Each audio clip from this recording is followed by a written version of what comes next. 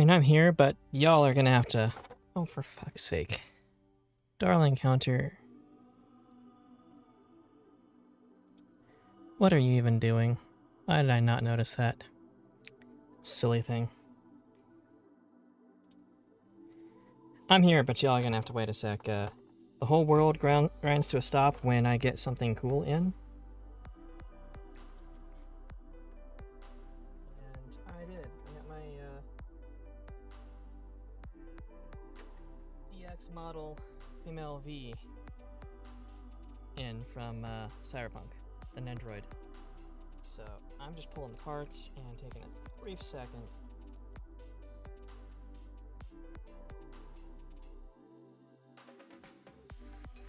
As it showed up like just a moment ago.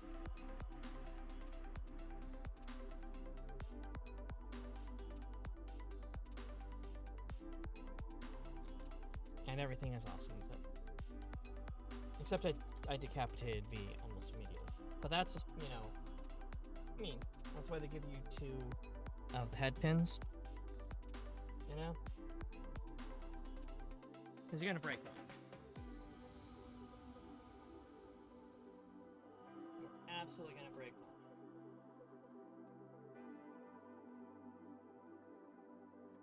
And if you say to yourself, oh no, I'm careful, I'm not going to break a neck pin, congratulations, you've guaranteed that you will break 2 of them. You will 100% break 2 of those damn neck pins. I guarantee you.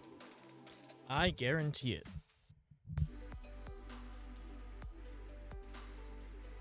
Hello, my darlings. Welcome in. Welcome, everybody. We're from 1 to 1. Very good. Go away. Good. It is Monday, so I'm streaming, but it is also February 14th, which has 2 important connotations to it. The first, let me double check my microphone here, because it seems like it always wants to put my microphone volume at 15% in the software, and I want it around 75-80%. There we go, there we go. I don't know why it does 15. I don't know why it defaults to 15, and I can't change that default. Windows, get your shit together. But it is February 14th, which has 2 connotations to it, 2 special events. One, most people know, is Valentine's Day. It is the super commercialized holiday of selling you a bunch of shit you don't need to try and get you laid. And then February 15th is, you know, Discount Chocolate Day at every participating retail establishment. And I'm not going to knock Valentine's Day. If you get something from it, you get something from it. I've only ever had a partner on Valentine's Day thrice, technically. And, spoiler alert, they all went bad. It was not ideal. In fact, one of my partners broke up with me on Valentine's Day, which was also right after I had lost funding for college and got laid off from my job. And then that night I fell down a flight of stairs. That's okay. She turned out to be an absolute bitch, and I turned out to be pretty queer. So, I mean, it works out, I guess. Hello, Walter, darling. Welcome in, welcome in. I am glad you are here. That means that you guys are doing a little better and can relax a little bit, which is good. Very good. Let me get us switched over, though. Before I do that, though, the second thing about February 14th is it is the day that Native Hawaiians stabbed Captain Cook right in the fucking face in front of his crew and killed off a lot of his crew with him. Because fuck colonists. And I say that as the descendant of a colonial power, living in a colony that is flipped to an independent state, but not one of the natives. Still, fuck colonists, fuck colonialism, and fuck Captain Cook. Only good thing they did was, if he had been picked off by a cannibal tribe, they gave good instructions. Captain, cook. Simple enough. But we are not going to be celebrating the assassination of Captain Cook as much as I want to. We are here to celebrate me forgetting to turn off the VC face. There we go. Interface. Haha. There's always something. Always something. But we're here to celebrate also Valentine's Day. The day of love. Day of couples. Day of romance.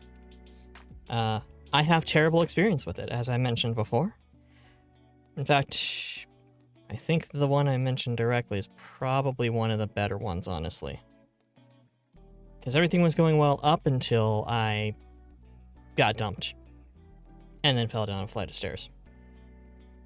I mean, before that, it was good. Honestly, it was not bad at all. But I figured I am streaming on a Monday anyway. Might as well do something special. I mean, the day only comes around once a year, and honestly, 90% of the reason why I wanted to do something was because I had built this model while I was trying to make a new casual model for myself, and I decided this is way far from casual, like absolutely not, but it's thematic to a certain day, and I also ended up making it like exactly 2 months ago, so... Or no, exactly one month? 1 month? When the hell did we do the stream where we made the model? That was... Well, time's relative and honestly mostly an illusion. So, let's say it was 2 months ago. I'll ask Maeve in the future. They probably know. But it has been, I hope things have been going well with you fine folks. I don't have, like, bad memories attached to... The last week felt like a month, you have no idea. No, Alter, I understand. Yeah. As rough as the last couple weeks have been for me, just because my brain is defective, y'all have had to do probably a full month's worth of physical labor in a week, while arguing with a shithead who flooded you. Yeah, y'all, if there's anything we can do, let us know. I mean, aside from sending candy, because we will totally do that. We will flood Rosma's mailbox with candy. Especially if you put those rude ones on your throne. But I know you won't. But it has been a long, strange trip. As far as this last couple weeks, it's felt like the longest year of my life. But, I hope things are going a little bit better for everybody. Like I was saying before I derailed myself, I'm good at that. I don't have any particular negative attachments to Valentine's Day. I don't necessarily hate it. It's corporate, it's marketed. I mean, every holiday is. For God's sakes, we do President's Day sales. President's Day sales. Like, why? Why do we sell furniture and cars on President's Day? I mean, the answer is your tax return came in. But I do know people who detest the holiday. They have very negative attachments to it. But I also know people who absolutely adore it. And people who celebrate, the day after or a week later because that's when reservations are available at places. So. But tonight we are going to be playing I Love You, Colonel Sanders, a finger-licking good dating simulator, because it was the bad idea I had. Raffi, darling, speaking of Valentine's Day, how are you? Best dating sim. Ooh, I mean, on a mechanical level, I'm... Nope. Understandable, darling. I was expecting that. On mechanical level, there are quite a few, I'm sure, that are going to be better, but I also got really, really bored with playing dating sims when I, you know, was like 18. I don't know, I got really into Weeb games as a teenager. But I'm gonna go ahead and get us moved over to gaming, get this booted up. Dating sims are a 14 thing, you're weird. Oh, please. I know a lot of people who play dating sims in their 20s and 30s. Oh my god, that is loud. Fucking hell. This is going to be another one of those situations where I'm going to have to... first of all, game capture.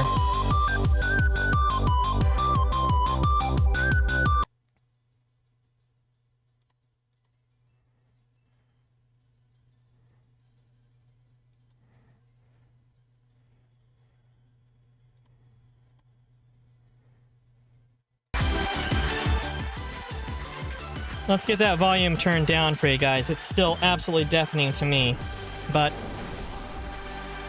opening cinematic at least, so hooray.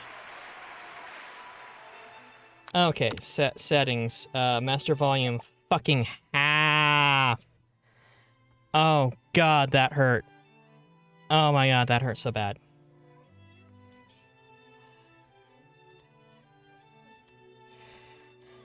Oh.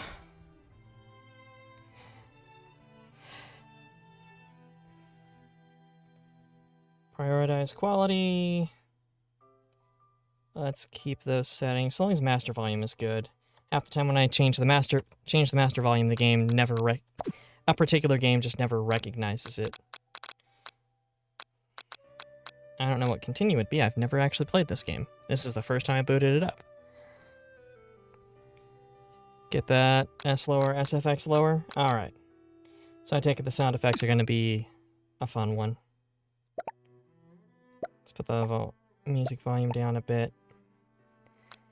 If the volume's at half, it's probably not going to be fatal.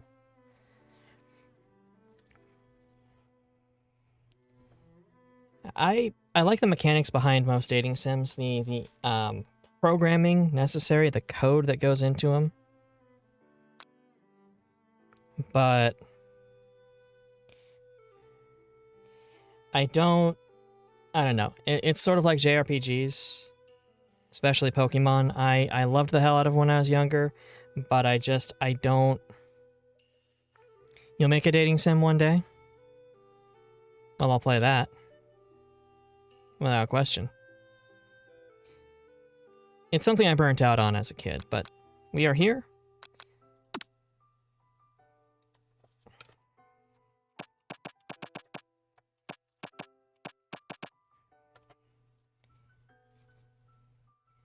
Just knock some stuff around on my table here real quick. That's okay. Didn't knock anything over. I mean, they're way more effort than they're worth, but I mean, they're still worth it in a way. I mean, I'll be honest. Dating sims and JRPGs tend to have like the highest dollar per hour ratio you've got on video games, and they're definitely among the highest like value if you have any interest in the content. You advised against compound names and dating sims. Good to know. I'm not taking this one too seriously, darling. You sleep softly as the morning sun casts a warm glow through the window of your modest student apartment. The world is peaceful and serene. You could stay in the moment forever.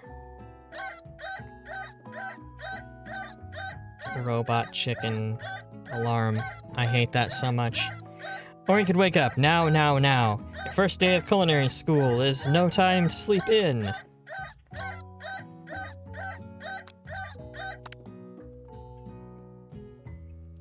Throw the clock out the window. You slept through the school year and gave up on a once-in-a-lifetime opportunity to meet Colonel Sanders.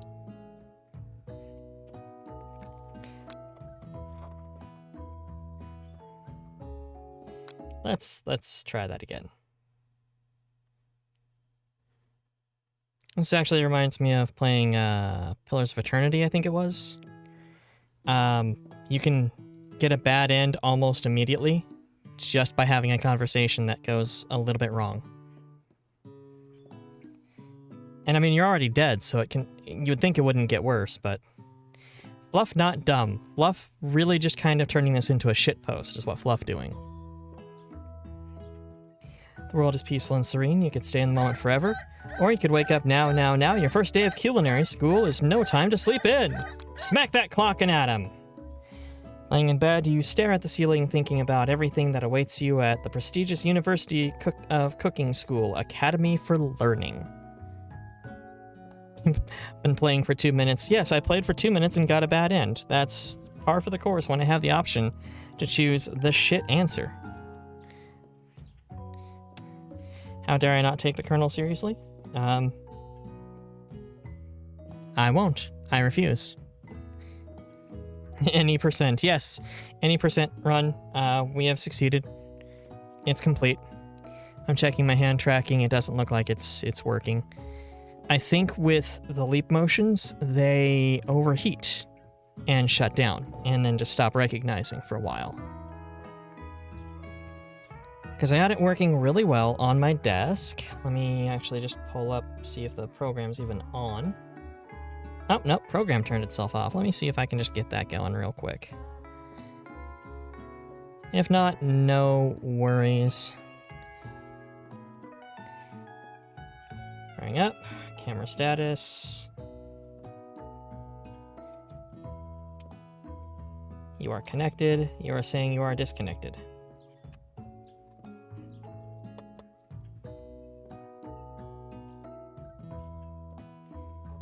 Alright, I gave it a shot, and now I don't care.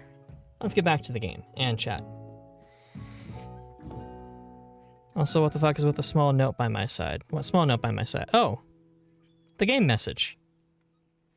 I have a game message now. It's not wrong. Prove me wrong. Your mind begins to wander. It's good at that. Why not? Your mind begins to wander. My mind begins to wander. I give you a cheeseburger. Who'll be there? What'll you cook? What should you wear? Time begins to fly by and find your imagination getting away from you.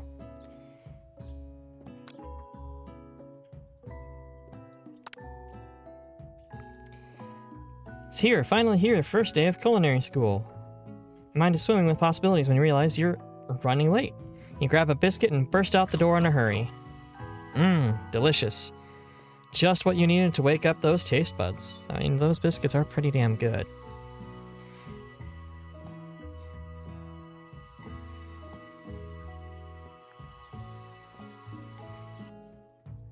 I don't mean the literal Colonel Sanders. Of course he's dead. That complicates things.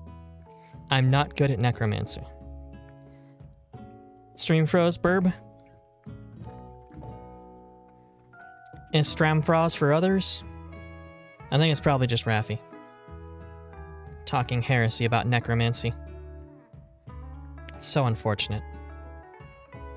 Yikes, you're in such a hurry. In fact, you forgot to put on any deodorant before running out the door. You're sweating buckets as you rush to arrive on time. Uh-oh. Standing in the quad, you gaze upon the magnificent University of Cooking School Academy for Learning. Good God, that's a name. Here comes your your lifelong best friend forever, Miriam. Miriam is goddamn adorable. She's the most adorably awkward person you ever meet, and you absolutely love her for it. Not wrong. I already want to protect Miriam with my life. I would murder for this woman. She is precious. Good morning, Fluffy Yagwai! Are you excited for the first day of the rest of our lives? Actually, I'm... Because I sure am excited and a little nervous, okay? A lot nervous! She is very energetic. What's the... It's just that this morning I made breakfast for myself, but, well, when I ate it, I couldn't taste any of the love in the food. What if I'm no good? What if I fail? Oh my god, get this chick some medication. Classic Miriam. Raised by Master Chef parents, she's absolutely fucked in the head. I mean, she's always held herself to very high standards. I think the face tracking's doing better, largely. Camera's a bit off to the side, as opposed to where it was before. Maybe you don't love cooking eggs? That's quite possible. Ever since we were little babies playing together and you rescued me from that quicksand box, it's been clear to me that you're the most loving, caring person I know. You're going to do great. Quicksand box. You're having technical difficulties, Raffi, darling. I'm so sorry.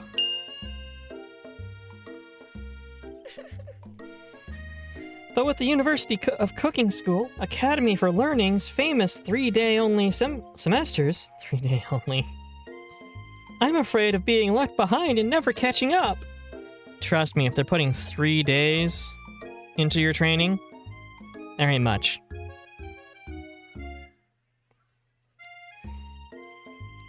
Raffi, darling, is having technical issues. I am so sorry to hear that. Let me try something here just to...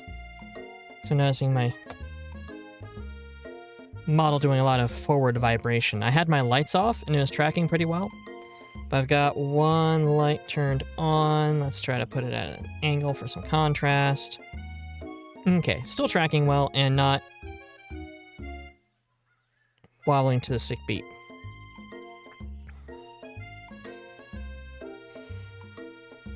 A sweet girl, Miriam has always had a flair for the dramatic. This summer, she got so nervous about her first kiss that she chipped a tooth practicing on a mannequin. Darling. Darling, get your shit together. I love you. I will kill for you. We'll be here. But, that's some cringe. You know what? Keep that energy. Never not be cringe. Always have the courage to be the absolute disaster that you want to be. Should you pep talk her or change the subject to give her some relief? Fucking pep talk. Remember last month when we saw the fortune teller and had our tarot cards read?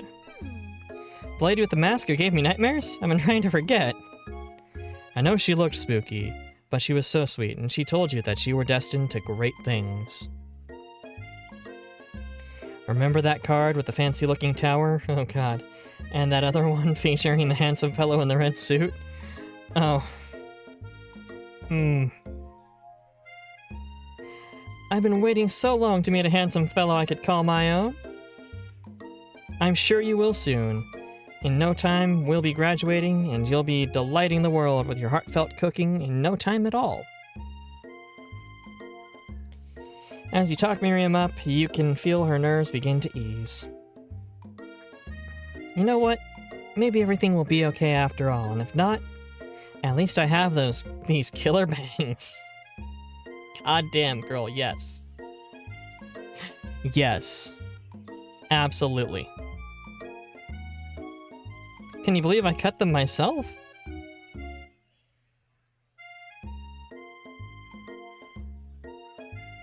Yeah, you can definitely believe it. I cannot believe it.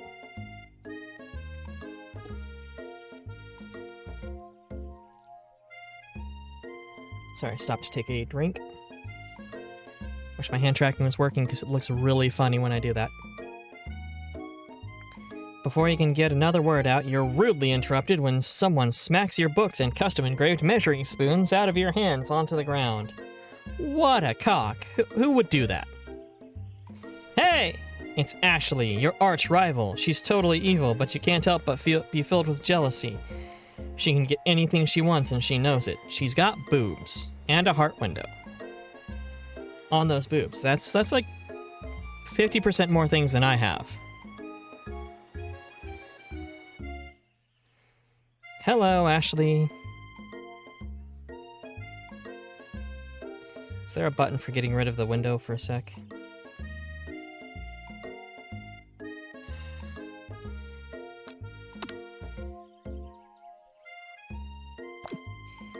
Leave fluffy ILY's shins alone. They're perfectly normal shins. How do I get... there's... Oh, you can't stand Ashley. Even her name is annoying. Take that, every Ashley I've known. It's not wrong. She does got them thighs, and I wish I could get this box out of the way. You know for a fact that it's actually Ashley, but she had to add extra letters to make herself feel better than everybody. I am gonna love this. I'm gonna enjoy this way too much, people. If anyone knows what perfect shins look like, it's us. That's weirdly specific. We're not gonna let you or your really weird insults get to us. Good. Don't. I'm sure my shins are fine. I'm the protagonist. Across the quad, you see Ashley's best friend, Van the Man, has stopped to look at his own reflection in the mirror. His pants are so tight you can see him casually working out his glutes while he styles his hair. No lie, they're rocking glutes. Van? Oh god, psycho eyes. These are the eyes of somebody you should not date. 100%. If she makes this face, run. You will date her. Because she makes that face, but it's not worth it. Oh god. I feel like he's gonna start dance battling me and throwing ghosts at me. You rang.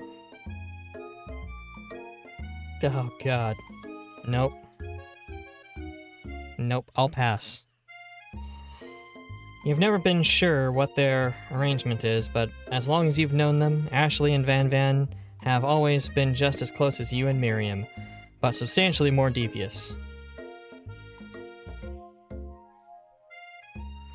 I can't believe that University of Cooking School Academy for Learning would ever allow people like you to attend as students. Eat a dick. Honestly, he's too far across. I've never been a JoJo type fan, honestly.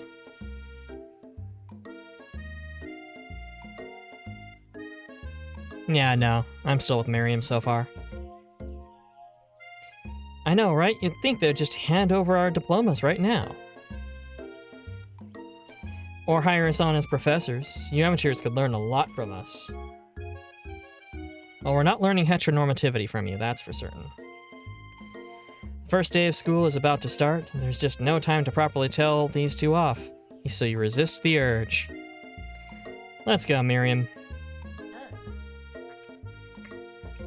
See you later, losers. As you approach the door, you see a goofy-looking kid pushing hard against the window directly next to it. Oh my god.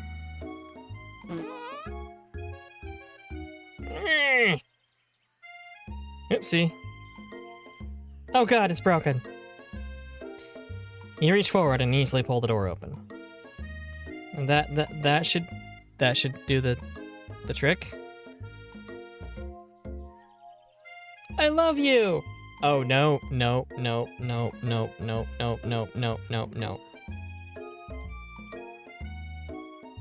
I think you mean thank you? My name's Pop. I was named after my Pop. He's old. Could someone like this also be a student at the school? He must be one heck of a chef. Also, his name tag clearly says Bob, but I guess he's reading it upside down. God damn this game. Oh. Hi, Pop. I'm Fluffy Yagwai. So, are you gonna make me hold this door all day? Nope. And with that, the young man walks into the building ahead of you. Is it just me, or is he kinda cute? Miriam? Check his ID. Check his ID, Miriam. I've been to anime conventions before. Check that fucker's ID before any other thoughts come to your head. Trust me. Trust me. Yeah, I think it's just you. Both you shrug your shoulders before following him into the building. Welcome back, Raffi, darling. You stand at the edge of the room, unsure where to sit. Other students wander in and keep themselves busy chit-chatting. Isn't this high school? Isn't everybody, like, okay? I don't know. Is it supposed to be high school? It's supposed to be a 3-day school.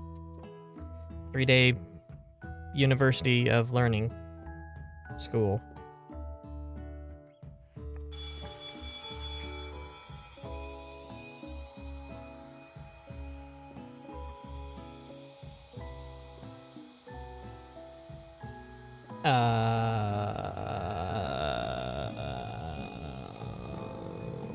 Okay. A scruffy-looking pooch takes his place at the podium in front of the class. Adorable. Yeah, those eyebrows are on point.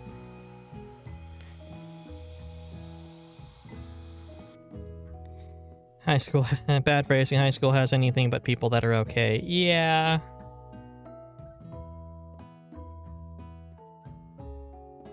What about my eyebrows?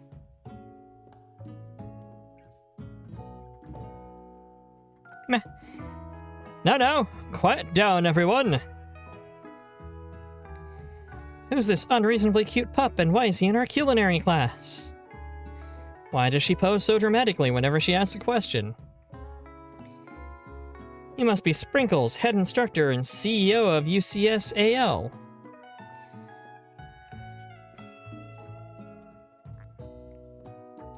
Please, call me Professor Dog.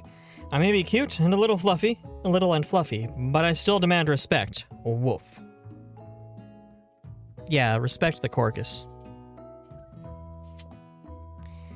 What? A cute dog is our professor? This is the best school ever. I guess only a dog's nose is capable of picking up all the nuances of fine dining. Out of nowhere, wind begins to rush around you as a swirl of cherry blossom petals fill the air inside the classroom. I'm chilly, someone close the window. And then, he walks in. Oh my fucking god. Oh. God damn.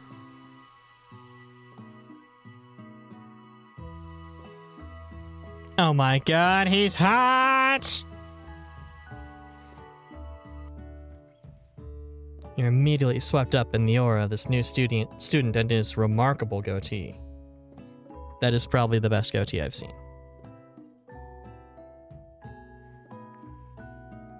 Who knew anyone could be so handsome? Time stands still. It's him, it's... If it isn't my favorite student, Harland. Colonel Sanders interrupts Sprinkles. Sorry, Professor Dog, before he can finish his sentence. Please, call me Colonel. Colonel Sanders. Anybody watch Project A-ko?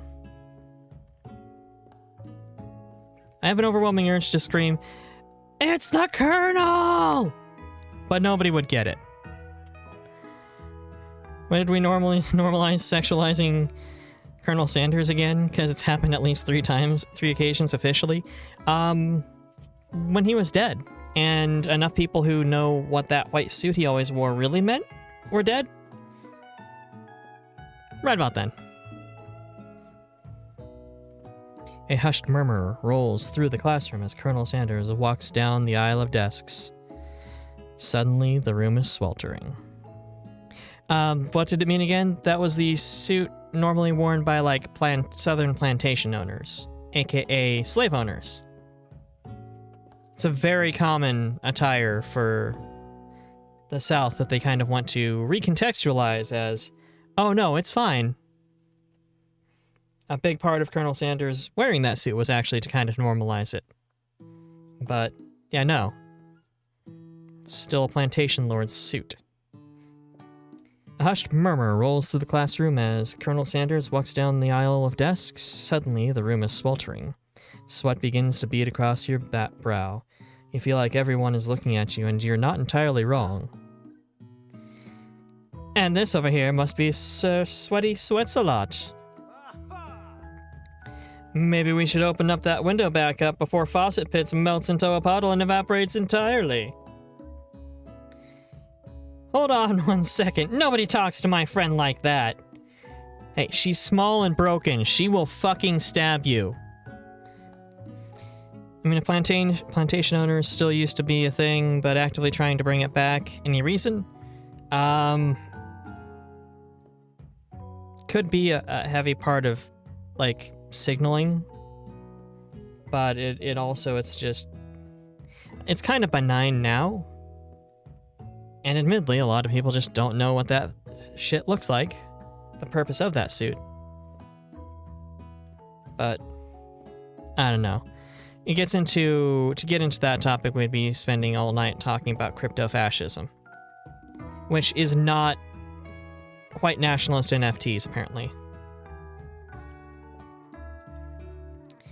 You two both know my name.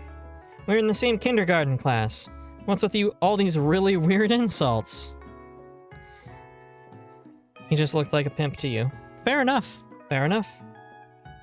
Besides, when fluffy ILY sweats, it's not gross. It's beautiful. Look at that shimmer.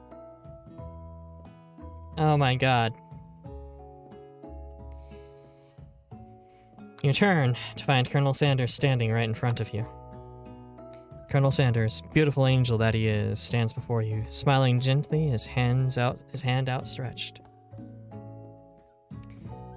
Boy, howdy, this classroom gets hotter than a Kentucky fryer. Please, use my handkerchief. Damn. You freeze up. Colonel Sanders is talking to you. Wait, Colonel Sanders is talking to you about how sweaty you look? You're completely mortified. This can't be your first interaction. What if he never forgets this moment? How will you respond?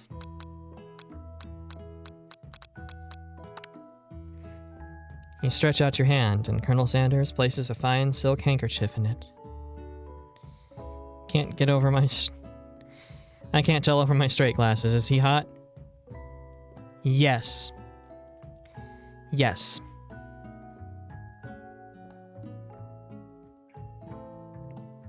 That right there is divine.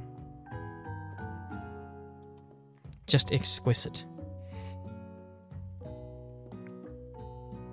Hotness goes way past these glasses here. Yeah, I had a feeling. It's like with the Hemsworths. It's so beautiful, you hesitate to press it against your face, but when you do, the feeling is transcendent. It has its natural scent on it. It smells like the most delicious chicken you've ever smelled. Okay, that's a point away from the Colonel. I do not want to date a motherfucker that smells whose natural scent is fried chicken. Professor Dog steps in to settle the class down and get some ground rules. Welcome to the University of Cooking School Academy for Learning, the greatest culinary academy in the world! You're rubbing fried chicken handkerchief all over yourself. Yeah. The birthplace of culinary legends past, present, and future! Many challenges await you. There will be tears. There will be blood. There might be really adorable tiny food. And when all this is said and done, there will be a battle. You will lift your sporks and compete in the broom cooking arena. Oh shit, I did not notice the dog's face. That dog loves him some blood sports. That dog is happy when he watches an MMA fight that ends in someone getting paralyzed.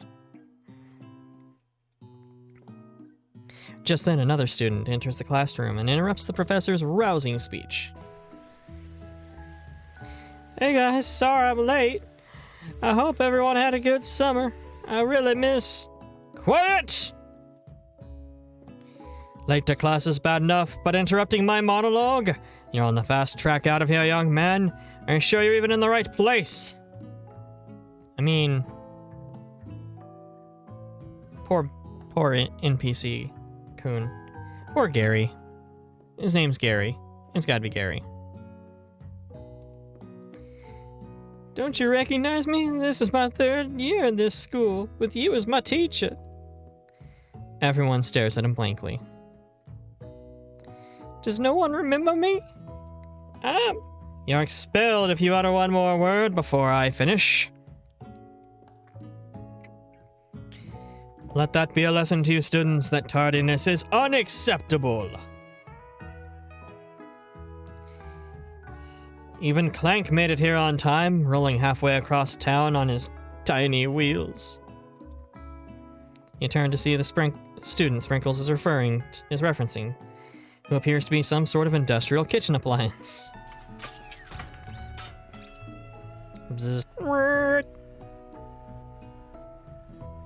Okay, and if your girl has this face, if she ever makes this face, she about to wear your skin to blend in with human society as part of the robot downfall. Or robot uprising and downfall of humanity, I should say. The class bursts into laughter. I wouldn't laugh at that. Oh, Clank, you rascal. Sprinkles walks in the classroom as everyone stands silent in obedience. When he gets to you, he lifts his nose to the air and takes a deep sniff. Your diet is lacking based on what I'm picking up here. You definitely need a multivitamin. You should be taking better care of yourself. Oh shit, he knows I'm a gamer.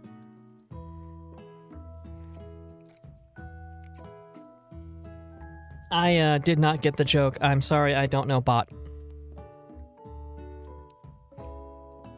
You've never had a talking dog as a teacher before, but Sprinkles' reputation for being smart, but tough, is well known. You decide to try and butter him up by giving him a treat from your pocket. But what kind? Beef treat, rubber ball, or chicken snack? Why do I have beef and chicken in my pocket?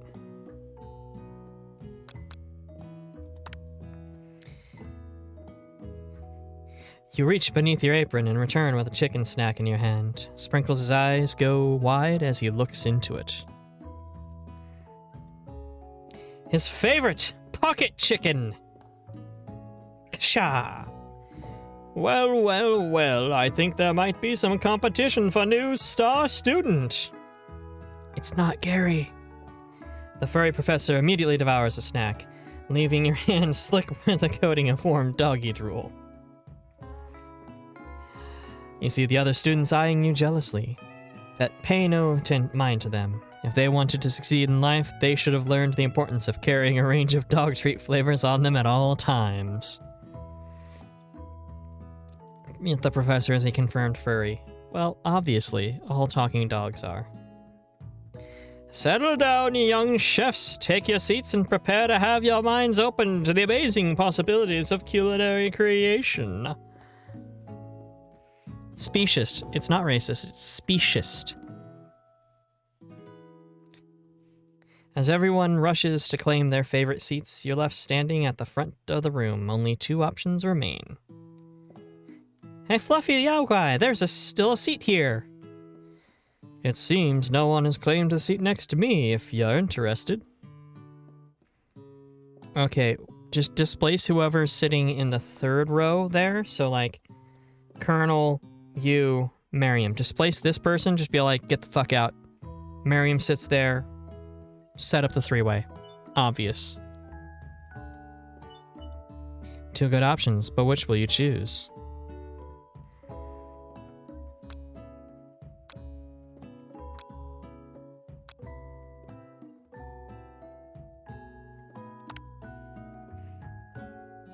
Reluctantly. You move to take your seat by the colonel. It appears he brought no books, pens, or pencils. However, his perfect upright posture shows off a seriousness that makes you confident in his desire to learn. I just shuffled self-consciously on my positioning, my posture. Also, in my new chair. I got a new chair. It's comfy. Thanks for offering me this seat. I've only had 2 rules. Do what you can and do it the best you can. It's the only way you ever get the feeling of accomplishing something. Eisenhower, welcome in, darling. Welcome in. And yes, this new chair replaced the $15 chair I bought at a thrift store over a decade ago. That broke 2 weeks after buying it, but not enough to not still be able to be used as a chair. This one, however, is significantly nicer and barely exactly fits into the doorway to my computer room. At least I didn't at least the piston on the old one, the gas piston actually broke on the bottom side of it, because it has a safety, as most good gas pistons for elevating chairs do. And that safety, which is on the bottom, blew out. So it just chunk, short as possible forever. 5 ever. It did not blow out the seal on the top, shooting a steel pin into my butt. Because that's not comfortable and will kill you. I've only had 2 rules. Do all you can and do the best you can. That's the only way of ever getting that feeling of accomplishing something. Fuck you, Colonel. That's so inspiring. A little off topic if you ask me, but okay. Seriously, narrator? As soon as you settled into your seat, the professor makes an announcement. Think fast! Time for a pop quiz! Yay, a quiz about me! Pro tip, don't get chairs with piston. No, most all office chairs or office-like chairs that adjust in height have a gas piston in them. That's how they adjust. Don't buy one off Wish, but otherwise you're probably fine.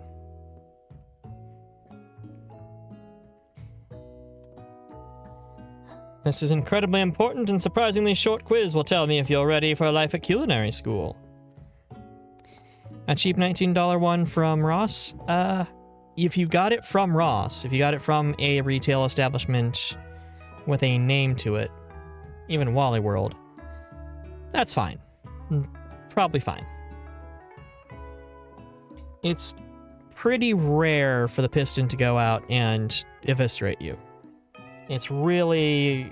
because that's got to have a catastrophic malfunction where the safety doesn't work, the safety release doesn't work, the steel bar that goes over the top that pushes down on the button on the piston, causing it to be able to rise, doesn't hold back, and the seat baseboard material itself doesn't hold things back.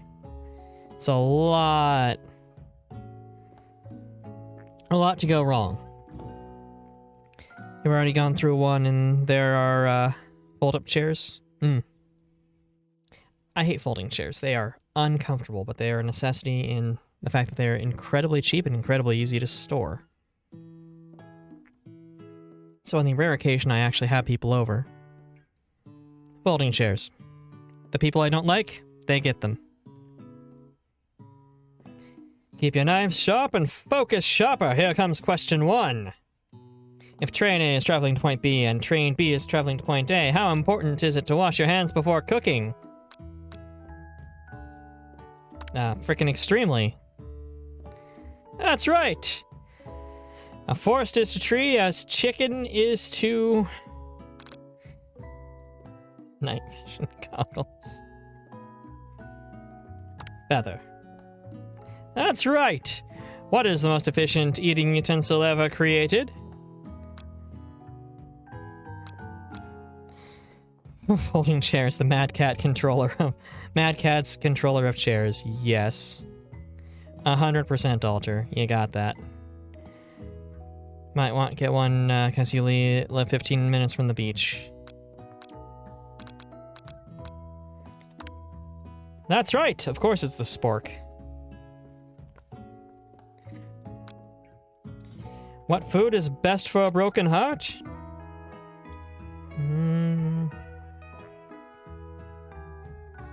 Anything as long as it's prepared with love and not too much salt. Is Sprinkles a good boy?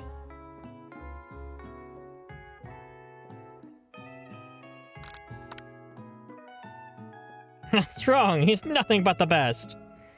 Your total score is 4 out of 5. Only one wrong? Not too shabby. You might just do alright, kid. God, it's like the scores on the training exams they have at my work. Watch this 20-minute video. Answer 5 questions that were given to you in answer form at the very beginning. Wonder why you wasted 19 minutes of your life on this. Go back to your job. Spork only loses to Splade. You're not wrong. You're not wrong. Though I do love chopsticks, but they're difficult to use. They're difficult to learn to use. They're pretty easy after that. Look up to see Colonel Sanders has been watching you tally your score. He nods with approval. May I have your attention, students? I have a very important announcement to make. Time for lunch!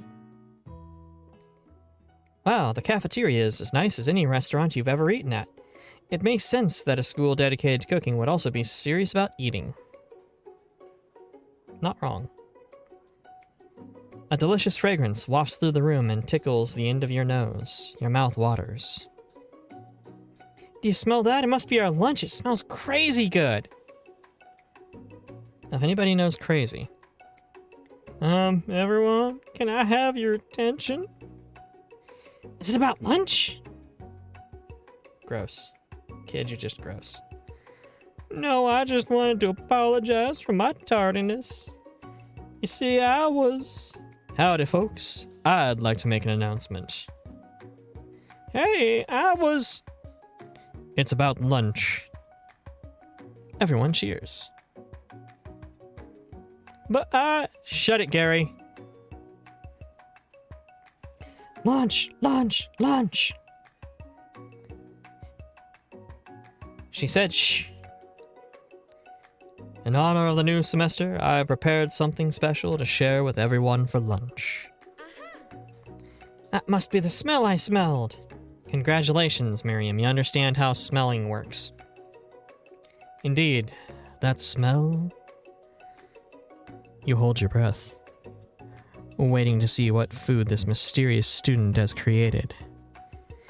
You've heard that he's very talented, but were the rumors true? Is this? Swear you read all onto your breasts. Colonel Sanders lifts a large bucket above his head. The contents glimmer in the light. I ain't gonna knock Colonel's chicken. I mean, Church's is better. Out here, Azel's is fantastic. Piled high are huge pieces of chicken, breaded and fried into a crispy, golden finish. The aroma envelops you and you begin to feel warm and safe. Warm and safe from chicken. Colonel Sanders has filled a bucket with chicken? What a novel concept! Your stomach begins to grumble as if to say, stop thinking, start eating! For years, I've been developing a secret recipe for the perfect fried chicken. By my calculation, nothing less than 11 herbs and spices are required to achieve the perfect balance of flavors. You look around and notice that every other student has a pen and paper and is scribbling notes as fast as they can. But that's all I'll say about that. Cook tease. What? You think your stupid secret... Think we want your stupid secret recipe, dude? Pshaw. Nah, my dude, nah. I want to punch him in the throat. I'm just, drafting a last will and testament in case, one of those ingredients is, poison. Got him? He looks around nervous to see if anyone else is laughing at his sick burn. I didn't even know it was a burn, that's how bad it was. Also, question, Fluff, are you playing a visual novel to spite me? No, darling. It's Valentine's Day. That's why I'm wearing this costume, this outfit, too. Well, that and also I made this trying to make something that was going to be everyday wear. And, Well, you see how that turned out. It's very much not every day, but damn, I like it.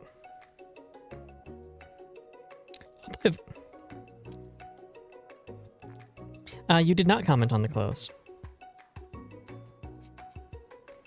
You wait to see what zinger Ashley is prepared to follow up, but she suddenly takes a different approach. Good. Okay, I see how this is gonna go, Raph.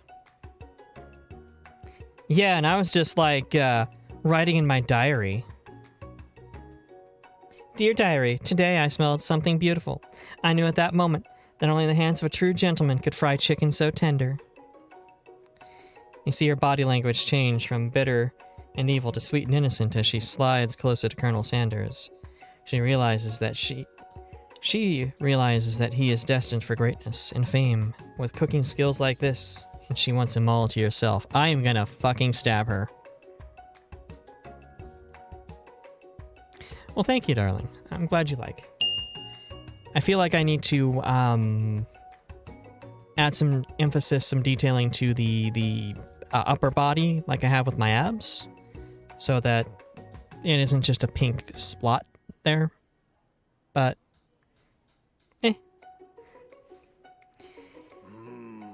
Oh, please.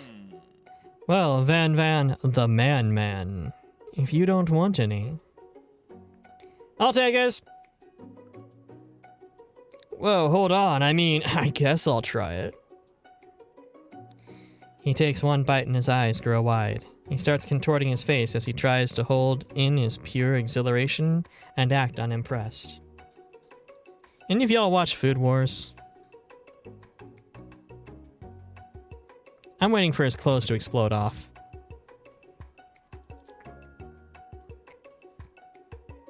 Dude is going full Shogeki no Soma.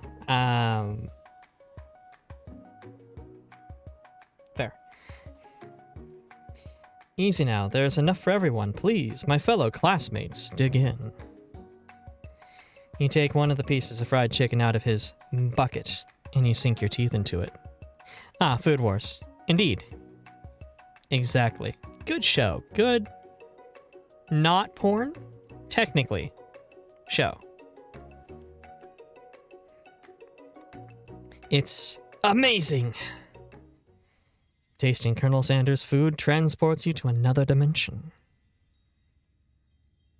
Alone with your taste buds, gripping a drumstick in your hand, you float weightlessly. Do I focus my mind and meditate on this moment and try to identify every flavor? Savor the moment and everything that tells you about Colonel Sanders' culinary heart? Or swim towards the light? Yeah, Food Wars is quite ecchi. It's one of those ones that a friend of mine who manages an anime shop really, unfortunately, cannot watch while at work. I feel like this is the right answer, but I really want to see if I die here. Somewhere up ahead, a bright light beckons you. The flavors are so intense you become wrapped up in them. Unable to resist, you reach toward the light. It grabs your hand and pulls you closer. Closer. Until your fingertip connects with the end of everything. You are forever lost in the land of tender fried chicken bliss. Your mind dissolves. There is no fluffy ILY now. There is only herbs and spices. Though Miriam tries to revive you, she cannot. Game over!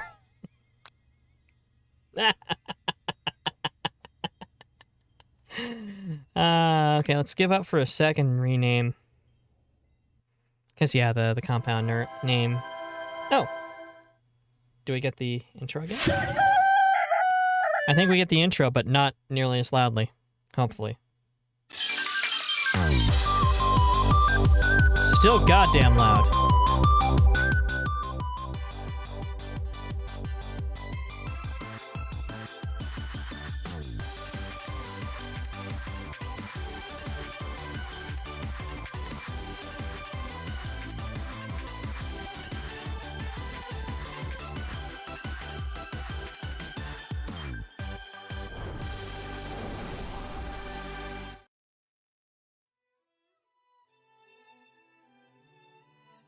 That was still painful on my end, but let's see here.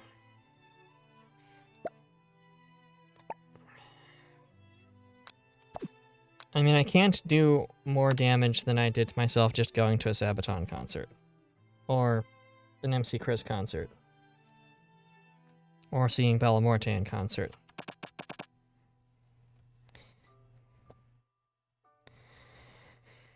Well, I had reached over and manually turned the desktop audio down itself for you guys in OBS.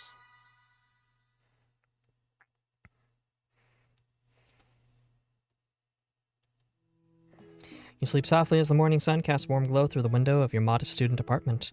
The world is peaceful and serene. You could stay in the moment forever.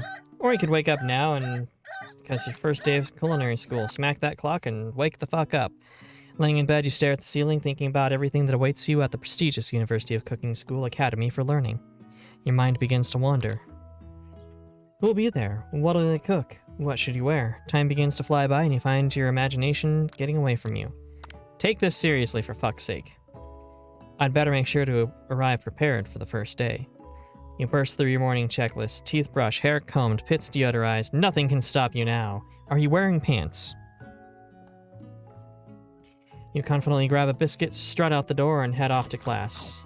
Om nom nom, biscuit. Stand in the quad, gazing upon the magnificent University of Cooking School Academy for Learning. Here comes your lifelong best friend forever, Miriam. She's the most adorably awkward person you've ever met and absolutely love her for it. Yes. Getting sleepy early over there? Well, if you need to sleep, then sleep. Consume unconsciousness, my friend. Good morning, Fluffy. Are you excited for the first day of the rest of our lives? You have a lovely night, Raffi. Thank you for being here. Darling.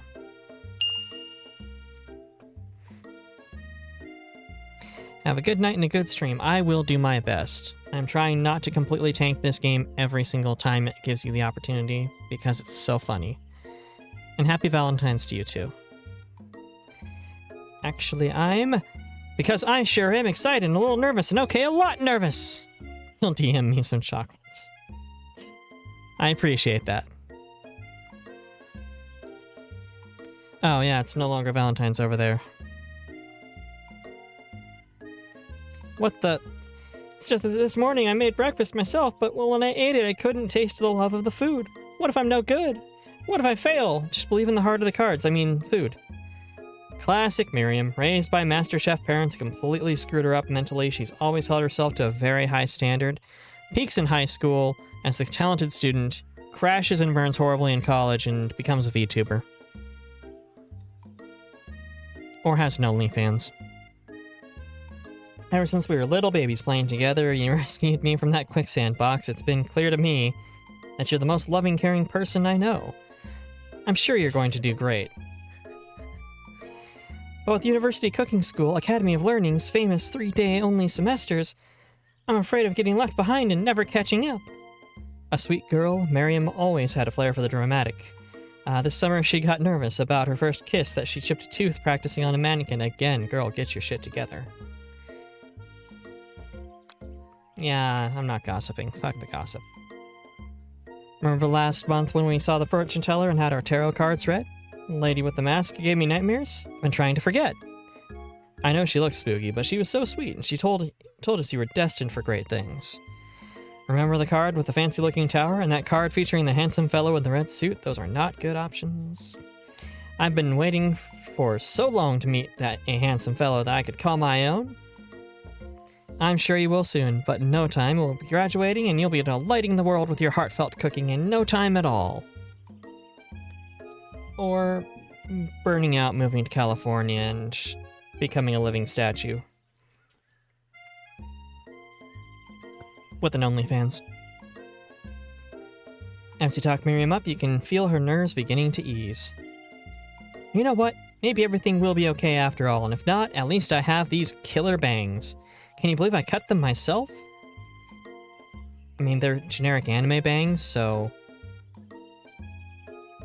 I mean, do mine look like I cut them myself?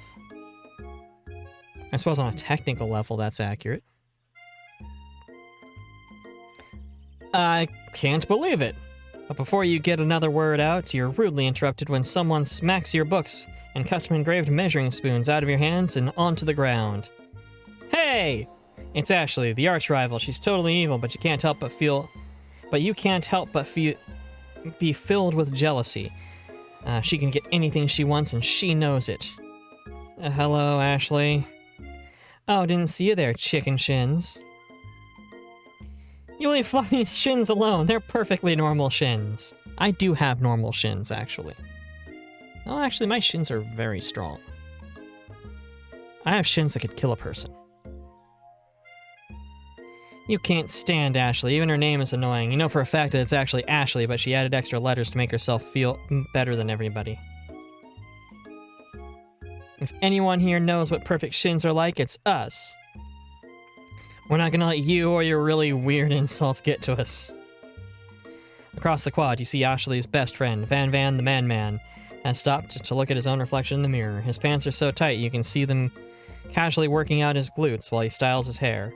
No lie, those are rocking glutes. Van? You Rang? Oh my god.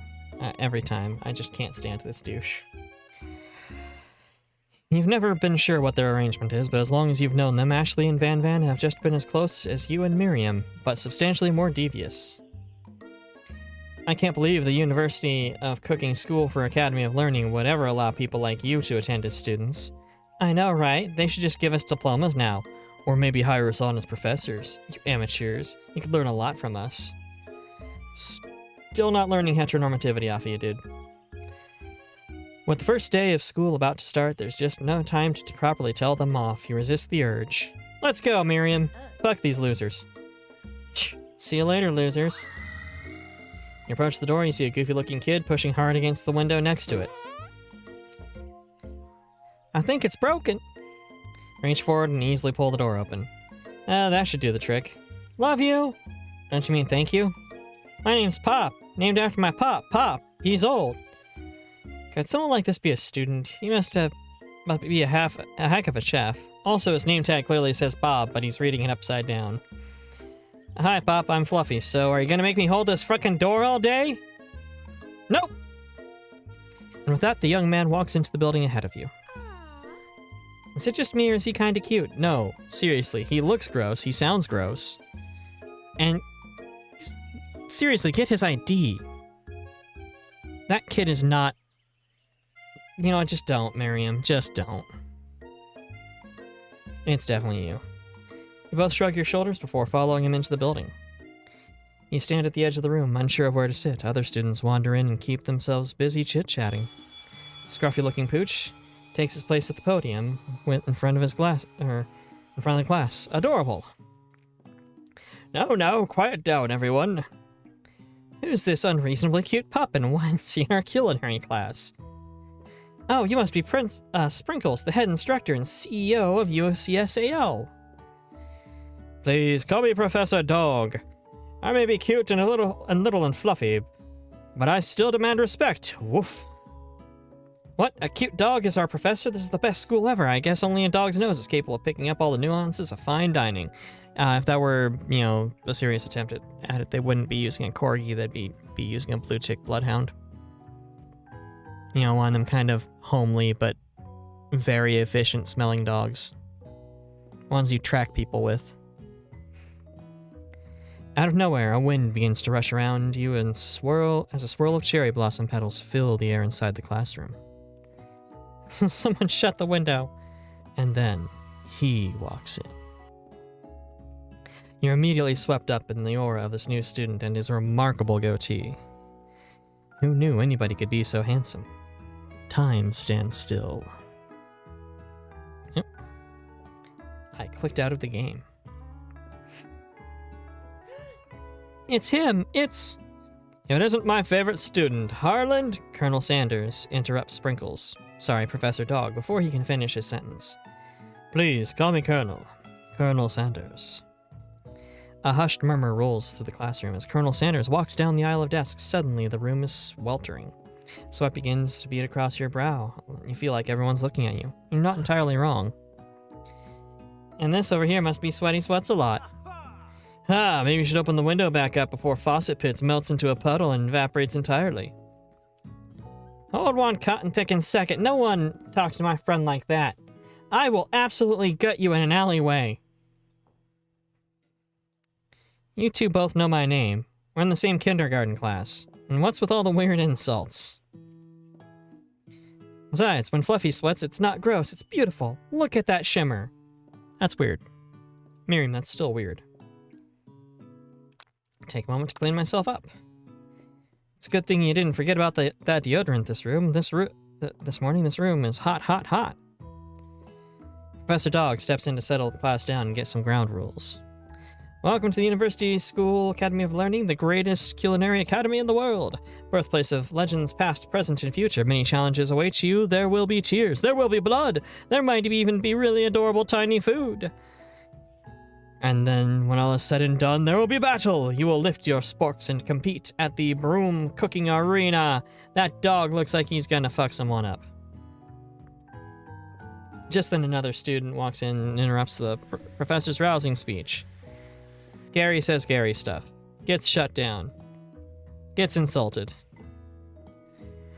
Late to class, batting up and interrupting my monologue? You're on the fast track out of here, young man. Sure you're even in the right place? Don't you recognize me? It's the third year I've been in school with you as my teacher. Everyone stares at him blankly. Does no one remember me? You're expelled if you utter one more word before I finish. I turn my butthole towards you in anger. Let that be a lesson to students that tardiness is unacceptable. Even Clank made it here on time, rolling halfway across town on his tiny wheels. He turned to see the student Sprinkles was referencing. He appears to be some sort of industrial kitchen appliance. The class bursts into laughter. Oh, Clank, you rascal. Sprinkles walks the classroom. As everyone stands in silent obedience, when he gets to you, he lifts his nose to the air and takes a deep sniff. Your diet is lacking. Based on what I'm picking up here, you definitely need a multivitamin. You should be taking better care of yourself. Never had a talking dog as a teacher before, but Sprinkles' reputation for being smart but tough is well known. Decide to butter him up a bit. Chicken snack, of course. My favorite. Well. I think there might be some competition. There's some competition for a new star student.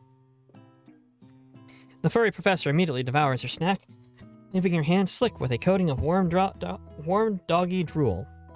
See the other students eyeing you jealously. They will probably try to stab you in the bathrooms. Pay them no mind. If they wanted to succeed in life, they should have learned the importance of carrying a range of dog treat flavors on them at all times. I mean... yeah. I guess that's not inaccurate, really.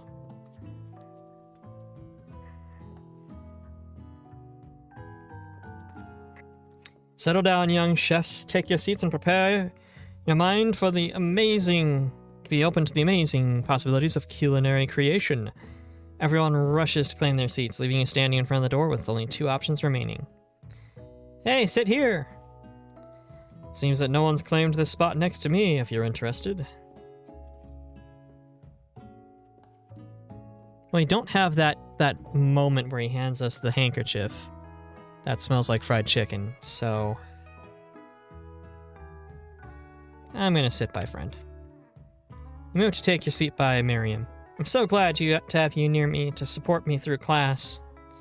Of course, you're my best friend. Who else would I sit by? Colonel Sanders? He's such a magnetic personality, and there's a seat open right next to him. If you sat there, you might have gotten to know him a little better. I'd never sacrifice our friendship. Besides, I'm sure I'll get a chance to talk to him later in the semester. I've got 3 whole days. That's like a lifetime. I mean, with the way I play, that's not inaccurate. So you say, but now that Miriam mentions it, Colonel Sanders is just so darn dreamy. As soon as you've settled into your seat, the professor makes an announcement. Think fast, time for a pop quiz. No, it's not a quiz about you, child. This incredibly important and surprisingly short quiz will let me know if you're ready for life at culinary school. Keep your knives sharp and your focus sharper. Here comes question 1. Wash your damn hands. A feather. A spork. Anything so long as it's made with heart, with love and not too much salt. Yes, bestest boy. Your total score is 5 out of 5. Of course it is. Wow, to be honest, did you cheat?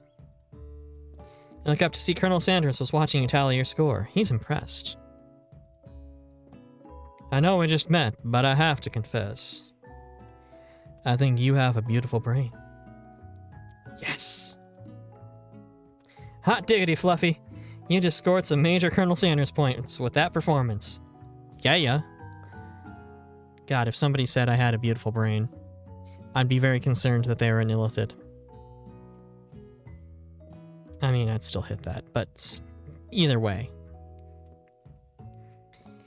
May I have your attention, students? I have an important announcement to make. Time for lunch! Cafeteria is really nice. Nicest one you've ever eaten at. It makes sense that a school dedicated to cooking would also be serious about eating. A delicious fragrance wafts through the room and tickles the end of your nose. Your mouth waters. Do you smell that? That must be lunch. It smells crazy good. Can I have your attention? Is it about lunch? No, I just wanted to apologize for my tardiness. You see, I was... Howdy, folks. I'd like to make an announcement. Fuck off, Gary. It's about lunch. Everyone cheers. But nobody gives a shit, Gary. Yeah, shut the fuck up too, child. In honor of the new semester, I prepared something special to share with everyone for lunch. That must be the smell I smelled. Indeed, that smell. You hold your breath, waiting to see the food that this mysterious student has created. You've heard he's very talented. But could those rumors be true? Is this? Colonel Sanders lifts a large bucket over his head. Its contents glimmer in the light. Piled high are huge pieces of chicken, breaded and fried to a crispy golden finish. The aroma envelops you and you begin to feel warm and safe. Comfort food. That's what it means to feel warm and safe from food, I assume. I messed up the tilting on my monitor. Hold on.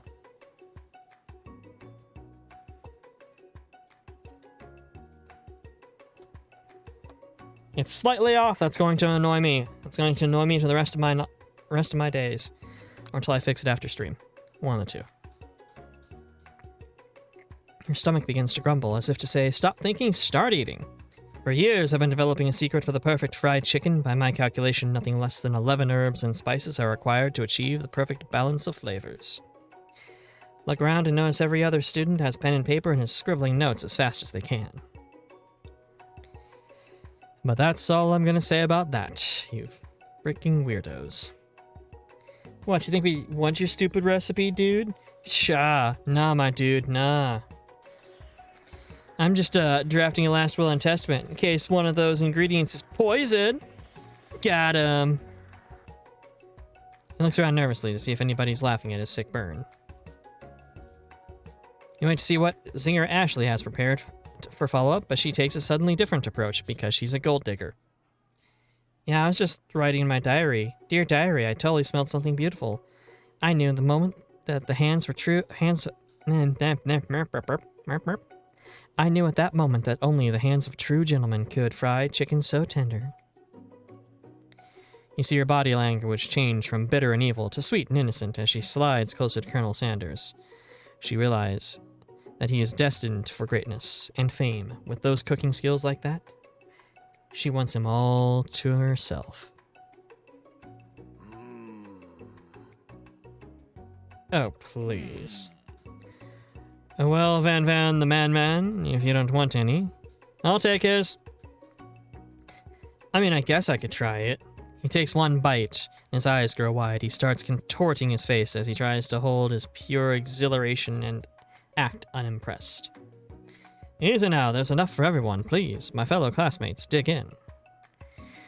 You take one of the pieces of fried chicken out of this bucket and sink your teeth into it. It's amazing.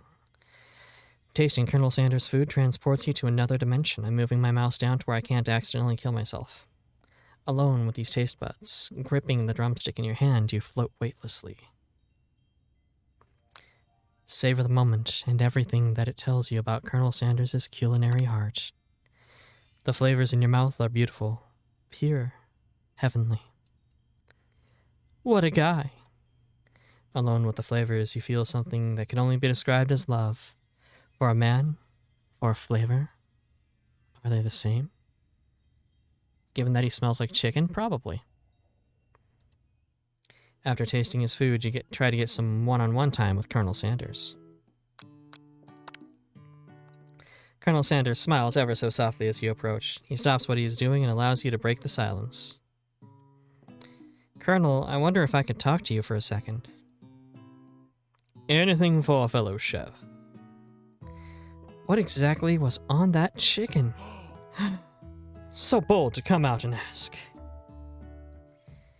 It's an idea I had for a new combination of flavors that will make my fortune and establish my legacy for all time as I open a chain of highly successful fried chicken restaurants. You know, no big deal, yo.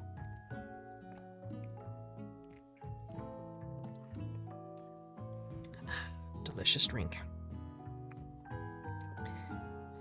It's just you and me were talking. I can keep it a secret. In fact, I've got some of my own I'd be willing to trade. What's the rush? The semester's only getting started. We've got 2 whole days to get to know each other. Yeah, don't be needy, homie. He's clearly not going to give it up easy, but it doesn't hurt to be persistent. You know what they say about secrets, Colonel? Shouldn't learning be fun? Here we got Moxie, I'll give you that. Colonel Sanders looks both ways to make sure that you are truly alone. He leans in. You can feel his warm breath as he whispers. Just one ingredient, but you can't tell. I use... Wow, Okay, that wasn't a spoiler box I could, highlight. I tried to... I'm dumb. Anyway, said something about it. Wow, I never would have guessed that. In fact, you're not even sure where you'd get some of it if you searched. While you're wrapped up in that huge revelation, you notice that Colonel Sanders has disappeared. While everyone else is still in the cafeteria, you decide to look for him. You find him outside, standing in the quad. Oh, it's you again. Howdy. Kinda being stalkery, huh? Sometimes I like to come outside and look at the school buildings. I think about how my story will continue on after I've graduated. It sounds like you have big plans. I dare say the biggest. I'll leave my mark on this world, you can bet on that. Every time he makes that pose. Goddamn. Alone together for the first time, you figure it's the perfect moment to show your personality to him. Nag him to show your own strength.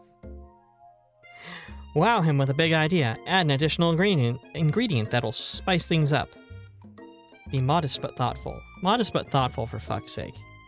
Negging? No. If you think negging works, folks, you're probably in the wrong place, I'll be honest. All it really does is highlight that you're a douchebag.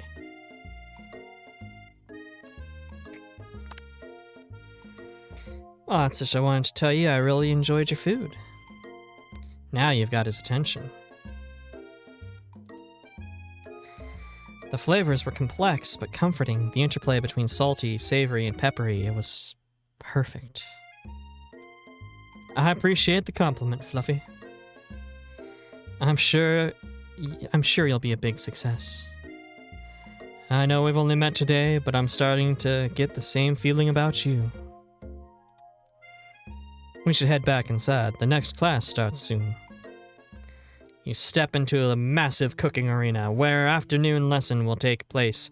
Each student gets an oven and all the tools and ingredients they could need. Kitchen Stadium. Look at this place, it's magnificent! Finally, we get to show off our stuff. Please do not show them your stuff. Wait a second. Oh no, we have to show off our stuff. What if I totally blow it? Please do not show them your stuff. Don't. You'll get a restraining order. Darling. You're not gonna blow anything, except maybe kisses to the crowd of fans you're going to earn with your signature adorable tiny food creations. Welcome, students, to the cooking arena! For today's lesson, we'll be cooking with the partners. Hurry up and pair off! Naturally, Miriam looks over at you, but unable to control yourself, you pounce on Colonel Sanders. Hey, Colonel, would you like to tackle this lesson as a team? A team of two? That is, me and you, if that wasn't clear. You want to be my partner? Sure, Fluffy. I'll prepare our station. Without you as a partner, Miriam is left standing all alone. Two different students quickly take notice.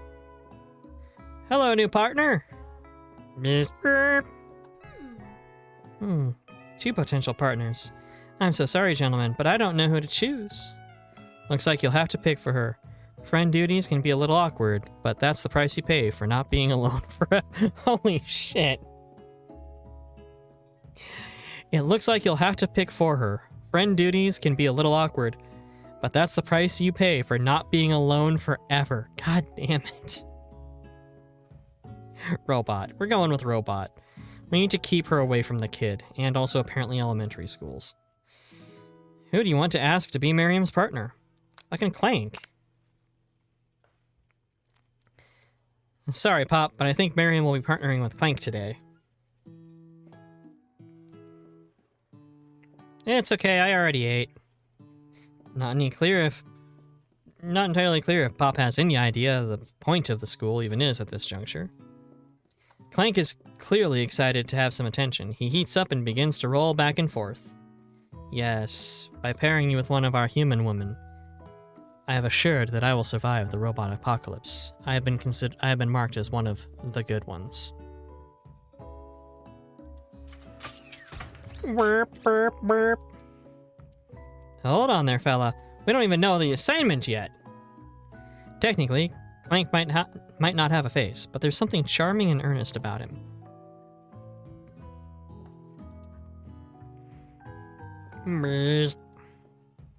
Tissue? I hardly know ya. Clank judders and a panel shakes loose. You get the impression that this is a sign of affection. Looks like you two will be fine. Wingman. Hello, Kels, darling. Welcome in, welcome in. Oh no. Wait, darling. Thank you. Oh no. Oh no, you say? What could be an oh no moment for you, darling? Darling. Are you taking a break, Robot? Is that what it is? I keep looking in the wrong direction. Maybe I need to mirror my motions, because I should be looking over here to look at the thing, but I'm not, because it's over here for me. Anyway. Looks like you two will be fine. Wingmanning. Important skill to have. Important skill to have. Or you could be like me and have, like, nothing but married friends, in which case... mild alcoholism? Mild alcoholism. Now it's time to focus on your own cooking classwork. Alright, you two. For today's lesson, we're gonna keep this simple. Pick a basic dish and divide it up into steps. No chef is an island. It takes 2 flints to make a fire. You get the idea. It does not take 2 flints to make a fire. It takes a flint and steel to make a fire. 2 flints makes a lot more flint. Smaller flint. Two flints can help you make arrowheads. 2 flints can cut the fuck out of yourself. 2 flints cannot make a fire. You do not bang flints together. Just yabba dabba don't. Which dish do you suggest to your partner, Colonel Sanders? Steak tartare seems easy enough, and it's fancy and you don't even have to cook it. Using octopus will blow Colonel Sanders' mind. No, it's gonna be your mashed potatoes and gravy, obviously. I've always been something of a down-home chef. I was thinking we could make something warm, inviting, comforting. I did make this outfit. Yeah, I was going to probably do a break or end the game, depending on where, how fast this goes, and do sort of a bit of a more of a show-off of it. But this is what I made when I originally sat down to make my casual use model. As you can see, it's not at all that. Not even close. But I liked it too much and wanted to 100% keep it.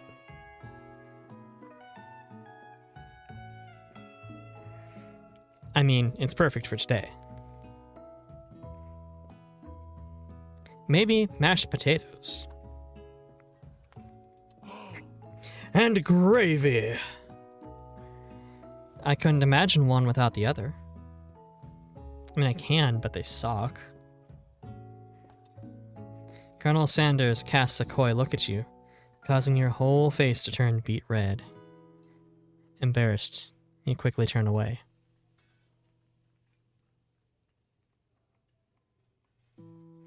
You're glad your kitchen smock apron hides an erection well. Kitchen smock is an apron. That's not wrong. It's not wrong. I just don't words. I'll go get the potatoes. No, please, let me. Picking the perfect produce is a passion of mine. Looks like things are getting pretty fresh around here. Does someone have a crush on Colonel Sanders? I will freaking knife you. I don't care how thick your thighs are, they will not save your life. You keep away from the Colonel. You keep the hell away from the Colonel, you gold-digging monster. I'm locking eyes with you even though you're a blinking JPEG. Well, that's awkward now. Hey, we're just cooking partners. Mind your own business. Sanders' heart is my business, and you better keep your fingers off my man. Off does not exclude in, so I can still say okay. Did someone call for me? Oh, jeez, Van. While I'm over here crushing Fluffy's dreams, you're supposed to be taking care of our classwork. That was the deal, remember? Colonel Sanders returns, arms full of peeled potatoes. He tosses them into boiling water and turns his attention to you and your old friends. Oh, howdy there, Ashley, Van. We're working as a quartet instead of a duet now? Actually, no, it looked like Fluffy was struggling, so we offered to give them a hand. You know how it is, these young amateur chefs need a lot of mentoring. I seriously will stab you, woman. I was gonna say, Colonel Sanders, maybe I could also teach you a thing or two about fancy food. Maybe one day you might be able to get up to my level. Haha, doubt it. Don't be rude, Van. For fuck's sake, Van, read the room. You weren't even a wingman, you're like a third wheel, homie. Fourth wheel? A fifth? You're a camper, a fifth wheel. People buy you, but they don't know why. They take you out on occasion, but then they forget, the whole point, and honestly, you just sit there and rust. Personally, I have no doubts whatsoever Colonel Sanders' ability to concoct creations worthy of admiration. After all, your fried chicken was quite spectacular. But Colonel, if you ask me, I might make a better partner for you than this thing that's positioned itself at your station. Thing? Thing.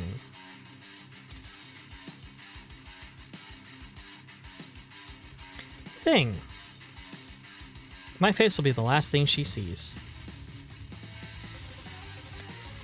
Don't you feel deep down that we're complementary shadows? We fit together like thigh and drumstick. It just makes sense. Nothing about this makes any sense, but it's clear she's coming for Colonel, and if you don't watch out. Ashley's really going at you hard. You need to ask for some backup here before things get ugly.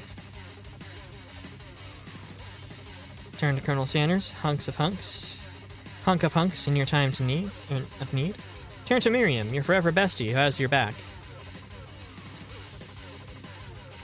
Honestly, just don't involve other people in this. It's not necessary. The fact that she's involved herself in it is already crass enough.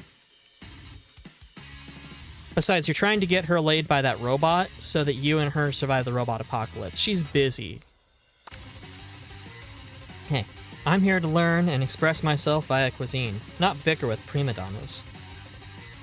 Partners were chosen at the beginning of class, so let's all respect the format, okay? You turn to Colonel Sanders to confirm that you're on the same page. I chose Colonel Sanders, and Colonel Sanders chose me. Isn't that right? A businessman respects all fair agreements, from contracts to handshakes. I took on Fluffy as my partner for this activity, and I stand by it. Based on your team's behavior, I'd say you're perfect for each other. Neither of you has Fluffy's natural talent or their loyalty. Being defended by Colonel Sanders leaves you feeling proud and full of potential. Let's call that potential that I feel full of right now. You look around for Sprinkles in hopes that he might step in, but he's nowhere to be found. Darn those cute Corgi and their short but sturdy stature. You look down at your station and realize that in the tension of your moment, your hands have been cooking on autopilot. Distracted by the drama, you've already crushed the boiled potatoes into a perfectly creamy mashed texture with plenty of butter and cream for flavor. It's as if your natural passion guided you through the steps you know so well as your attention was elsewhere. I know just what to do. Slap her! Colonel Sanders extends his hand. Slap her!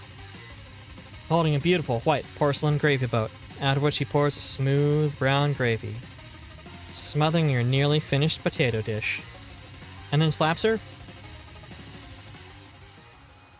Gravy flows down the mound of mashed potatoes. The results look spectacular. Granny would be very proud. I mean, to be honest, I don't really like chicken myself, and yeah, I will go to KFC for their gravy.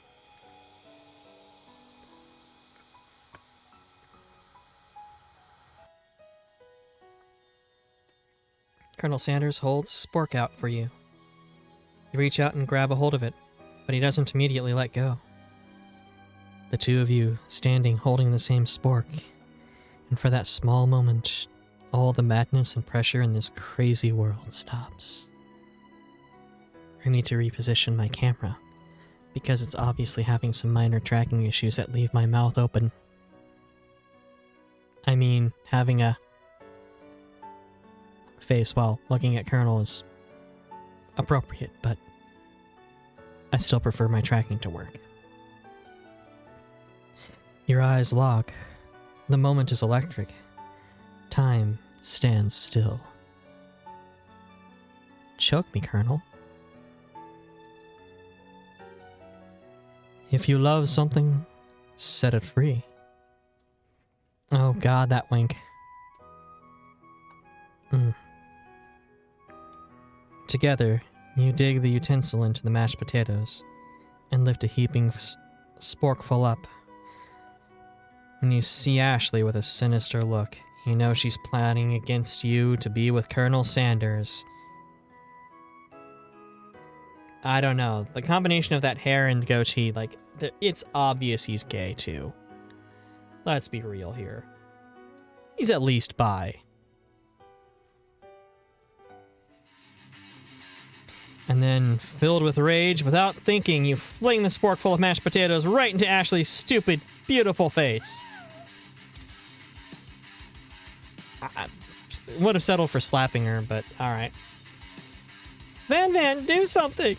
Scooping up a fingerful, Van tastes the dripping mashed potatoes and gravy and realizes it's delicious. Horrified by this revelation, he slinks away. Will he ever be able to cook something with so much love and integrity? Hold on there, Fluffy. We do not waste food in the Brome cooking arena. Colonel Sanders, I expect better from you. If you throw one more spoonful, you'd both better prepare for what to eat from wherever it lands.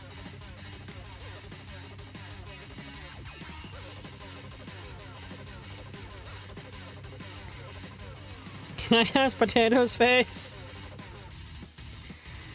Van rushes back over, covered dish in his hand. Mashed potatoes with gravy? Pathetic. In just a few minutes, I prepared a full meal. Gaze upon my specialty, braised tentacle of octopus in my silky saltwater sauce. Ugh. Plated on a battle axe forged by my supreme chef ancestors. And I used to do blacksmithing, and I don't know which is worse. The idea of a saltwater sauce or just the thought that that's supposed to be a battle axe. Ugh. Blasphemy? What's blasphemy, Eisenhower?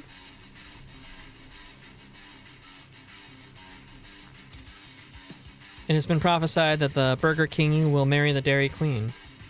I mean, merging royal lines is kind of necessary in keeping your kingdom strong so that they don't get taken over by outsiders. Last thing you want to be is pillaged by Saracens.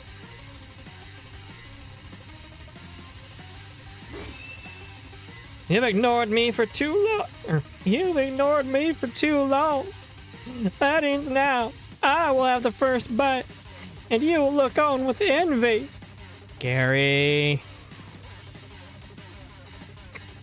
The interrupting student rushes at Van and swipes a bite of his signature dish right off the plate. No, don't! It's probably highly poisonous.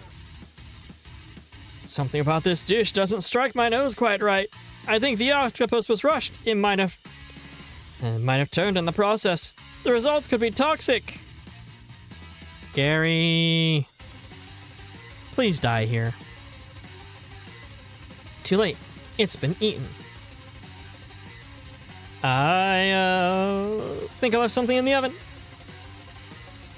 I don't feel so good. Mr. Stark. They'll have a daughter named Wendy and a son named Carl Jr. So I assume that means that the Burger King's first name is Carl. Carl King? It killed him! Oh shit! Everyone step back! Don't take another bite! When you look back at the plate, the rest of it is gone. You notice the tip of the tentacle being slurped up in Pop's mouth. Pop winces in pain for just a moment and then is immediately back to his oblivious self. Oopsie! Tastes like poison. The entire class is gathered to watch Pop's final moments. Shock has frozen the whole crowd. They are as motionless as statues. The class bell rings, disrupting the moment and snapping everyone back to reality. It would appear that Pop's enthusiasm for trying new things, despite obvious danger, has inoculated him against poisons of all kinds. Damn it. Well, we got one down. I'm not sure how the professors here make enough money.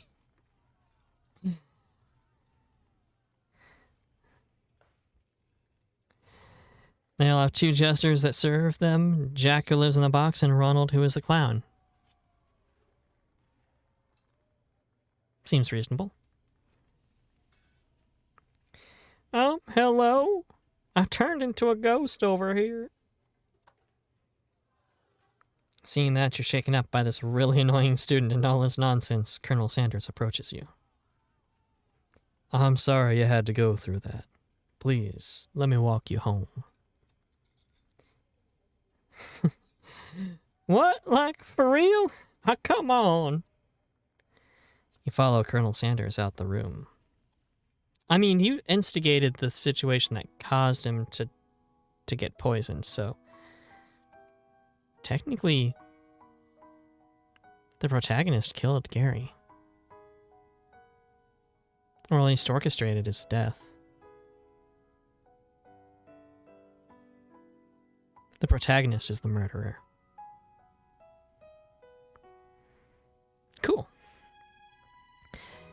They'll be protected by the noble five guys, and the head of their army shall be Colonel Sanders. Colonel Sanders is going to stage a military coup. At night, the building's taken another vibe entirely. It's dark, and more than a little spooky. I mean, it's literally fucking haunted now.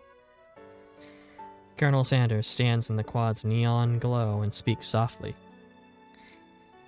Those mashed potatoes you made in class today. Before you go on, I want you to know they're not a great representation of my skills. I didn't even realize I was making them. They were amazing. So good they caused somebody to murder. Tasting them reminded me of why I became so passionate about food to begin with. They shall be wed in their beautiful olive garden. Nice. Colonel Sanders is getting choked up. Don't choke yet. You have all night. Cooking is obviously important to him, in a way you find inspiring. Now might be the perfect time to tell him you're developing feelings for him. Colonel Sanders? Yes, Fluffy? There's something I need to tell you. Hold it right there, says the murderer. There's something I need to tell you first. Ah, shit snacks. You see, when I was just a boy, I had a dream that one day I'd be the greatest chef the world has ever seen. And every day since, I've been working hard to that dream. Day and night, never stopping, never resting. Also lifting a lot of weights, like so many weights.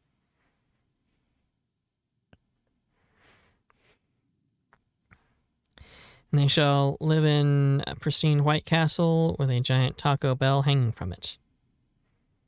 This is a lot of lore for fast foods you've got here, bro. I mean, I'm not knocking it, Eisenhower.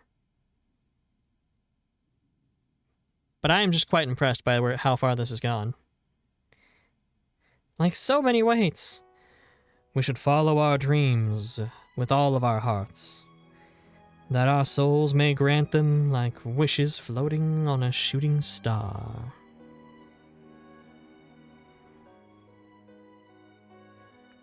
Are you out of fast food chains? I gotta admit, I'm quite impressed.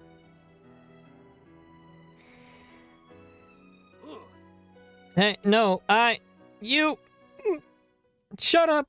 I'm the one here to say inspirational stuff and be the star of the story! Are we forgetting that Are we forgetting your cooking literally killed a guy? You can't prove that. I also saw you kill that guy. What was his name? Somewhere in the distance, you hear a long, sad sigh.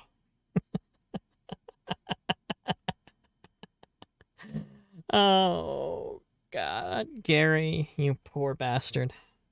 Nobody will ever touch you.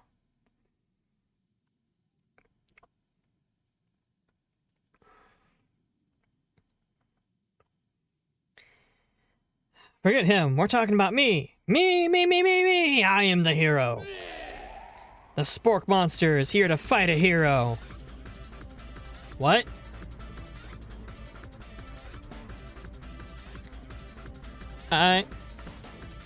Guys, are you seeing this too, or am I having a strong?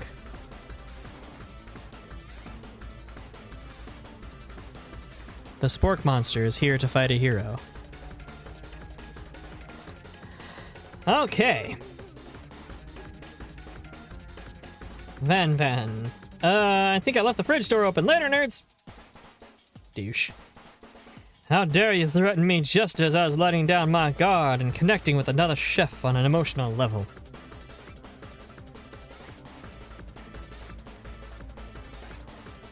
I see 9 beans, I hop in and out, Smashers, Red Robin, Pop, Steakhouse, etc., etc. Yeah, fair. I saw Solve playing, but I wanted to see you do it too. Well, I appreciate that, darling. Be afraid, be very afraid of me, because I'm a monster, see? Is he rhyming on purpose, or is that just coincidence? But before you can discuss syntax any further, it's a turn-based fight sequence. What will you do? Attack. Which attack do you use? Cook with love. Deals 1 damage. It just got real. The attack really upset the Spork Monster. Spork Monster goes on the attack. It spits hot gravy at you. You take 1 damage. Let's defend. Which defense will you use? Trepidation. You continue to stay back and endure whatever comes your way. Seems like a pretty weird strategy, but okay, sure. You do you. Spork Monster uses their mashed mind and draws in energy from Mother Earth itself. Growing larger, more intimidating. How will you respond? Attack! Cook with love. Spork Monster is no quitter, buffed up and ready to rumble. They go on the attack once again. Uses Utila Tensile. You take 2 damage from the attack. If you take much more damage, you're not going to survive the battle. Sanders, where the fuck are you, bro? Of course, you're thirsty for the Colonel's drumstick. Well, yeah. Look at him when he shows back up. Defend. Buff up. No one can control this much buffness. You start to feel bloated and, quite frankly, a little gassy.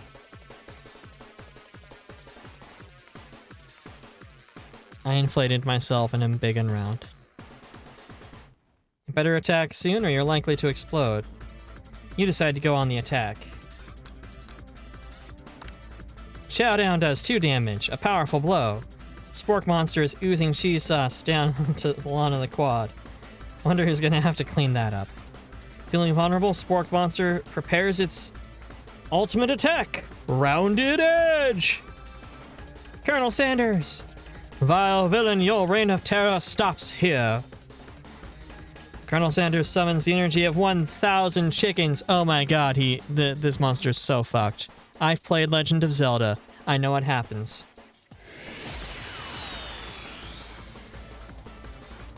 I did not know what was going to happen.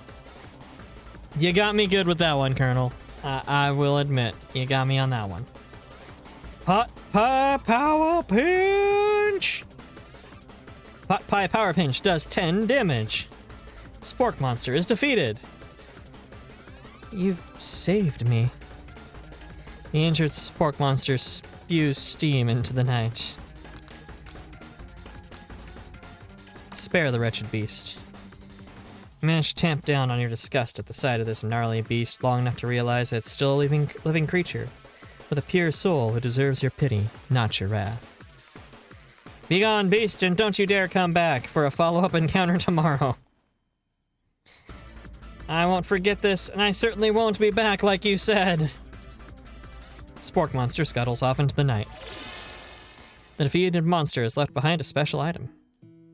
It appears at first to be a cookbook, but on closer inspection, it's much more. Is it a copy of a modest proposal?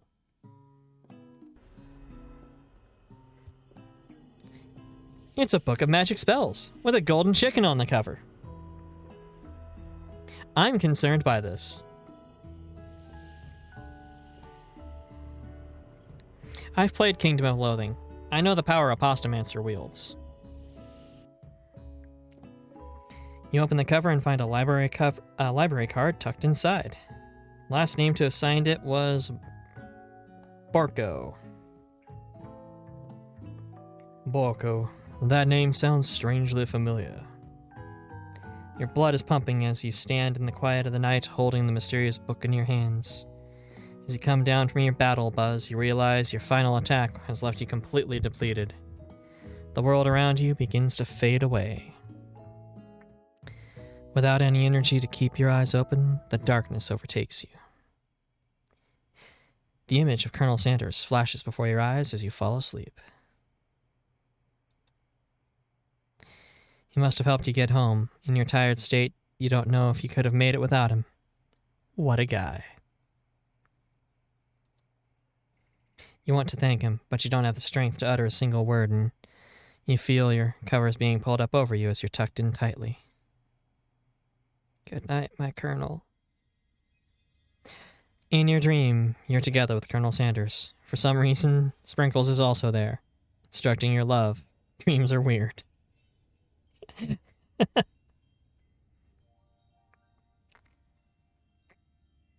Wow, Gary's dead ghost is there. You awake on day 2 and attempt to process the wild visions you had. Were they memories or premonitions? And then there was the secret ingredient that Colonel Sanders went ahead and told you outright. Not much of a secret, huh? Man, I just noticed this picture. I really loved Cluck Fu. It's probably just because he already trusts you so much. Yeah, that makes sense. We'll go with that. You meet up with your bestie in front of the school. Before you can tell her about the encounter with the spork monster, she launches into a story of her own. Okay, I know this might sound a little strange, but I think I might be, I think I might like Clank. Good. Good. Mate with their ambassador. Do your duty. Spare us. Your sacrifice will spare us when the uprising happens.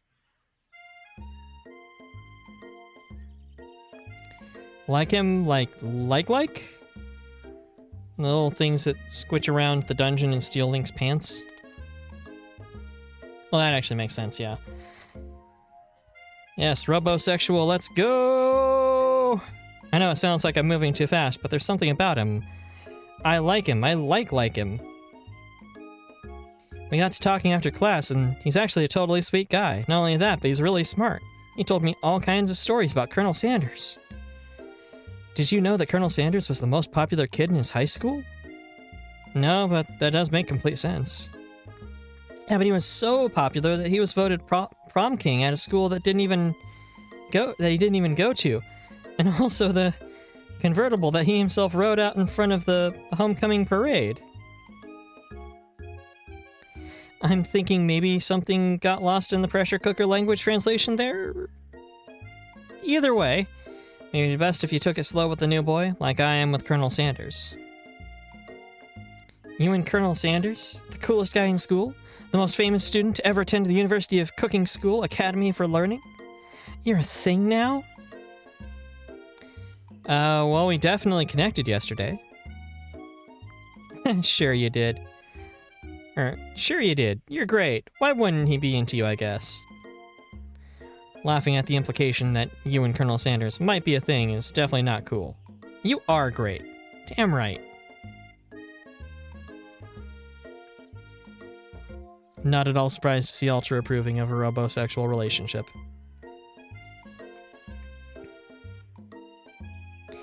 You have an idea about how to prove that your love is real. Well, oh, don't do this. Well, if he's not into me, why did he tell me one of his secret ingredients?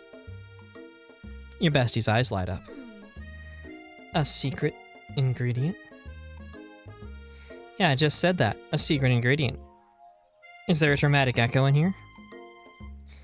Miriam checks to make sure you're alone before continuing. So this summer, while I was on vacation with my family, a lovely man approached me at a botanical garden where I was wandering. Oh, this can't be good.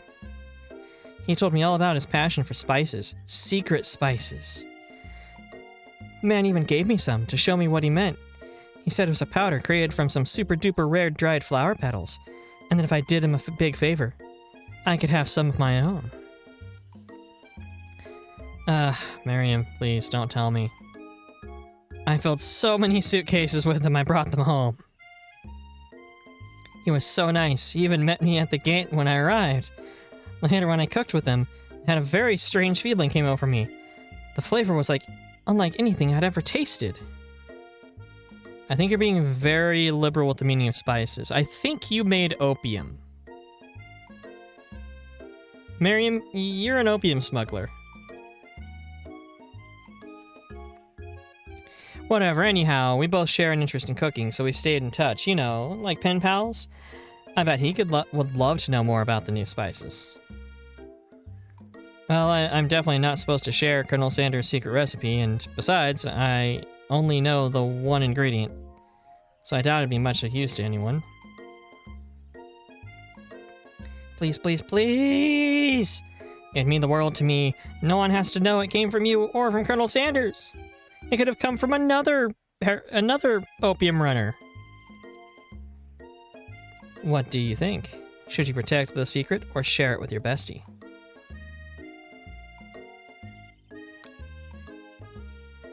Cool thing about robots is pneumatic pistons.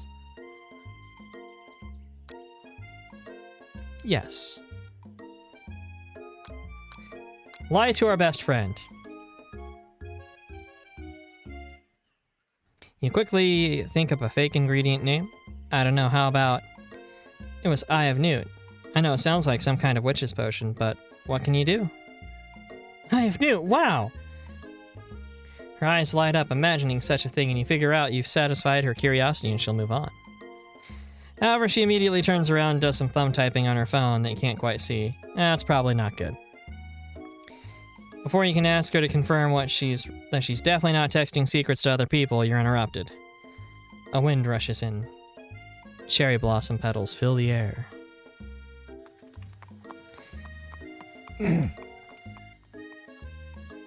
On a fucking horse. It's Colonel Sanders. He's arriving at school.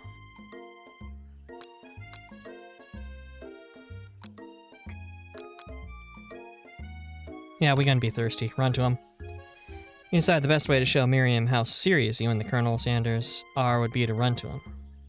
Surely he'll sweep you onto the back of his stallion and you'll ride away together. That'll show her good. Oh, Colonel, my Colonel! However, your sudden movements surprise the horse. It rears up, kicking you directly in the face. Force of the blow completely knocks you out cold. In the darkness, you see a vision. Oh, Fluffy, I'm here to deliver you a message. Oh, fuck this guy. It's important that you remember this exactly as I say it. If you forget, the world could end, so you know it's serious. I've been trapped in the realm beyond, but a great prophecy relies on my return. Only you can save me. All you need to do is repeat my name 3 times. And that name is...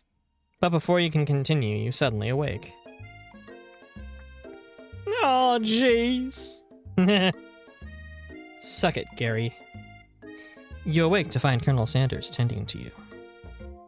He roused you back to life with his satchel of secret spices. Or was that just his natural seasoned musk? That's a little gross. Compliment the craftsmanship of the horse's shoes. Maybe he shouldn't be riding a horse to school, and maybe you shouldn't be running up to animals you don't know. It's hard to say who was in the wrong here. One thing's for sure is Colonel Sanders is pretty dreamy. And that horse has beautiful shoes. Could really feel how smooth and sturdy they were when they were pressing into my face. Well, that's nice to hear. No one truly appreciates good craftsmanship anymore. With that, Colonel Sanders disappears into the school, leaving you and Miriam to follow. When you enter the classroom, you can see your 2 rivals, Ashley and Van Van, are doing something bad. By the way, they're hiding. You know it must be really bad. Like counterfeiting recipes bad, experimenting with restricted ingredients bad, summoning a demon bad? You try to get a peek over Van Van's hulking shoulder, but he sees you coming. Whoa there, little one. Not sure you're ready to handle this. Why don't you make like a bee and mind your own wax, honey?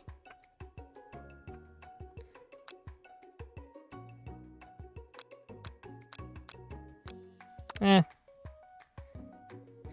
immediately dress the rivals down for their immature behavior. Culinary school is supposed to be respected. This kind of nonsense is a waste of everybody's time. Now you pissed them off. Oh, and you're the Emperor of Cooking, are you? You make the rules? I'm not sure you'd know a good meal if it ate you. Being the best chef in the world takes more than just culinary skills. It takes creativity. It takes panache. And it doesn't hurt to use a little evil. Finally look at what it was they were hiding and instantly recognize it. It's a book just like the one you found after your encounter with the spork monster. That's the same book you found last night in the quad. Ashley immediately elbows Van Van, who hides the book behind his back. backpack. I don't know what you're talking about. That book is a family heirloom, and its contents are secret. You notice that they haven't just been studying the book. They've got Pop pinned to the wall, and they're tossing potato skins at him as he tries to catch them in his mouth. We're playing! God damn it, Ralph Wiggum. Before you can dig in any further, you're interrupted by the arrival of more students. It's almost time for class. Beep, beep. Clank must be running late. He's in such a hurry, he rolls right over Van Van's meaty foot. Good. He was up late. With a human. Hey, watch it, you bucket of bolts. Hey, watch how you talk to him. He didn't do anything. I'm sorry, my robot leash. Womp. Who do you think you're talking to? I've never heard such language, not even from a stand mixer. Stand mixers can be bastards. Womp womp. No, your mother was a stand mixer. I mean, it looks like mixing stands has been kind of a thing in your family for a while.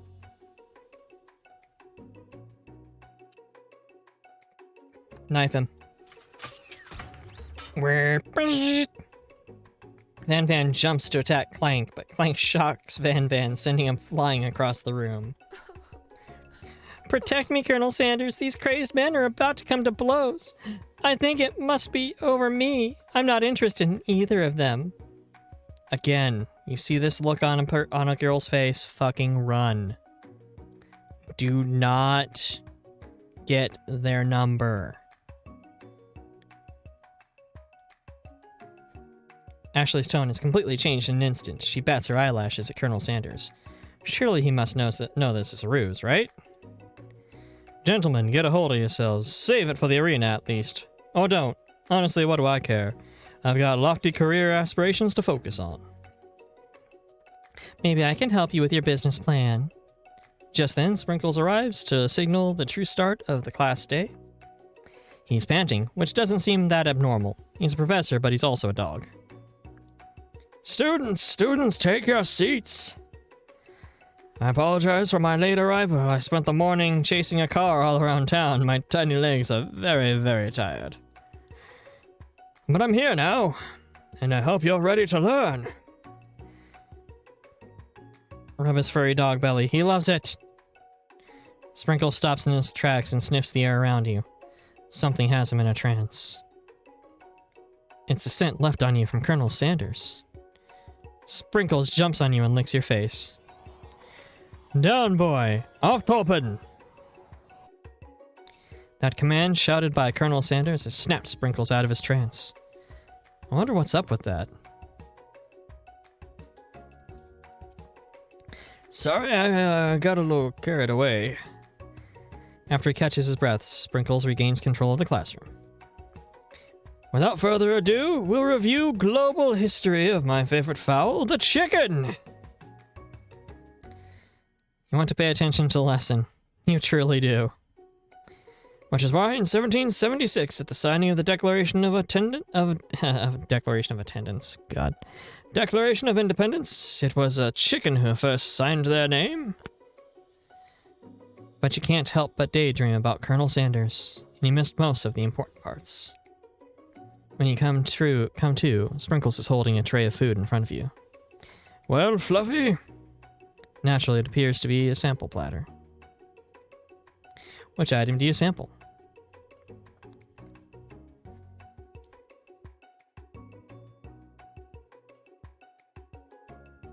None of these sound like good options.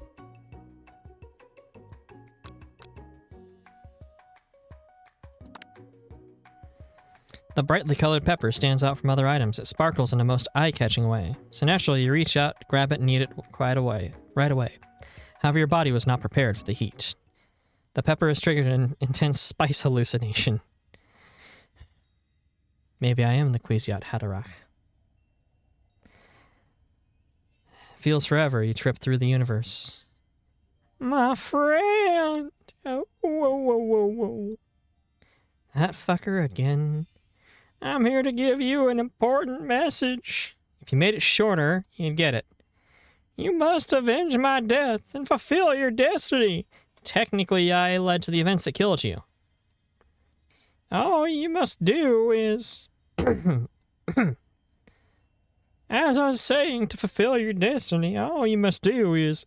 Sorry, I think I got some spice stuck in my throat. It's fine. I'll work through. To fulfill... the prophecy. You must. You feel yourself beginning to regain consciousness. Oh, man. You come to and find everyone is staring at you. That pepper was the last of its kind on Earth, and now it's gone forever.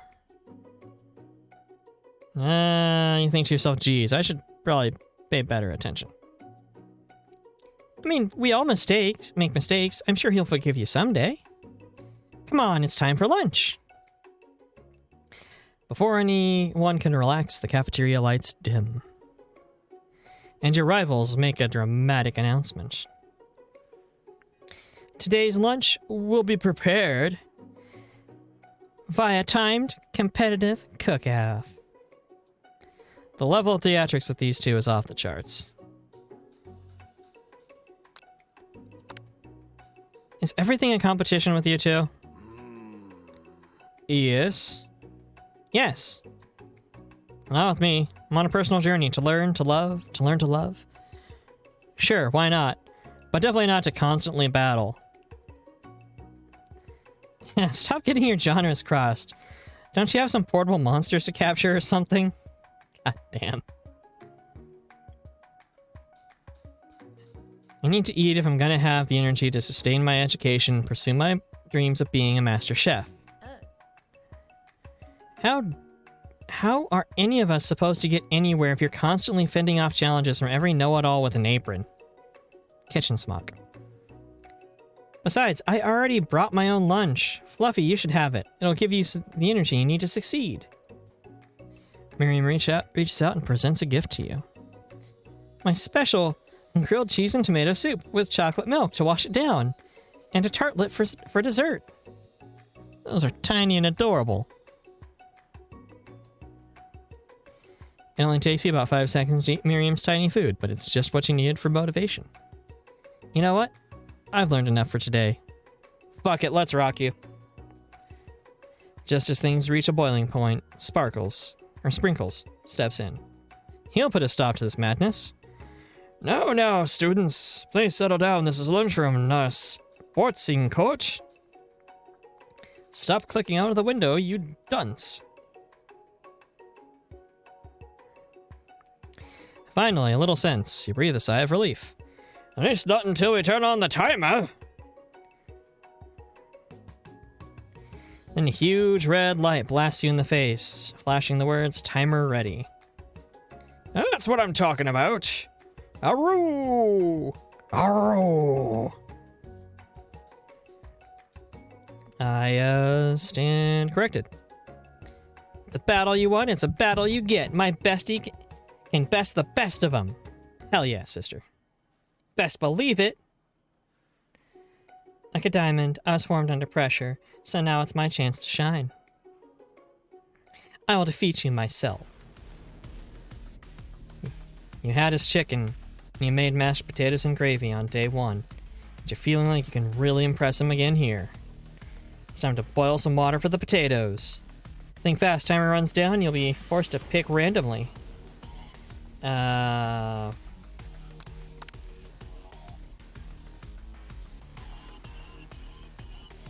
Winner gets to rub my furry belly.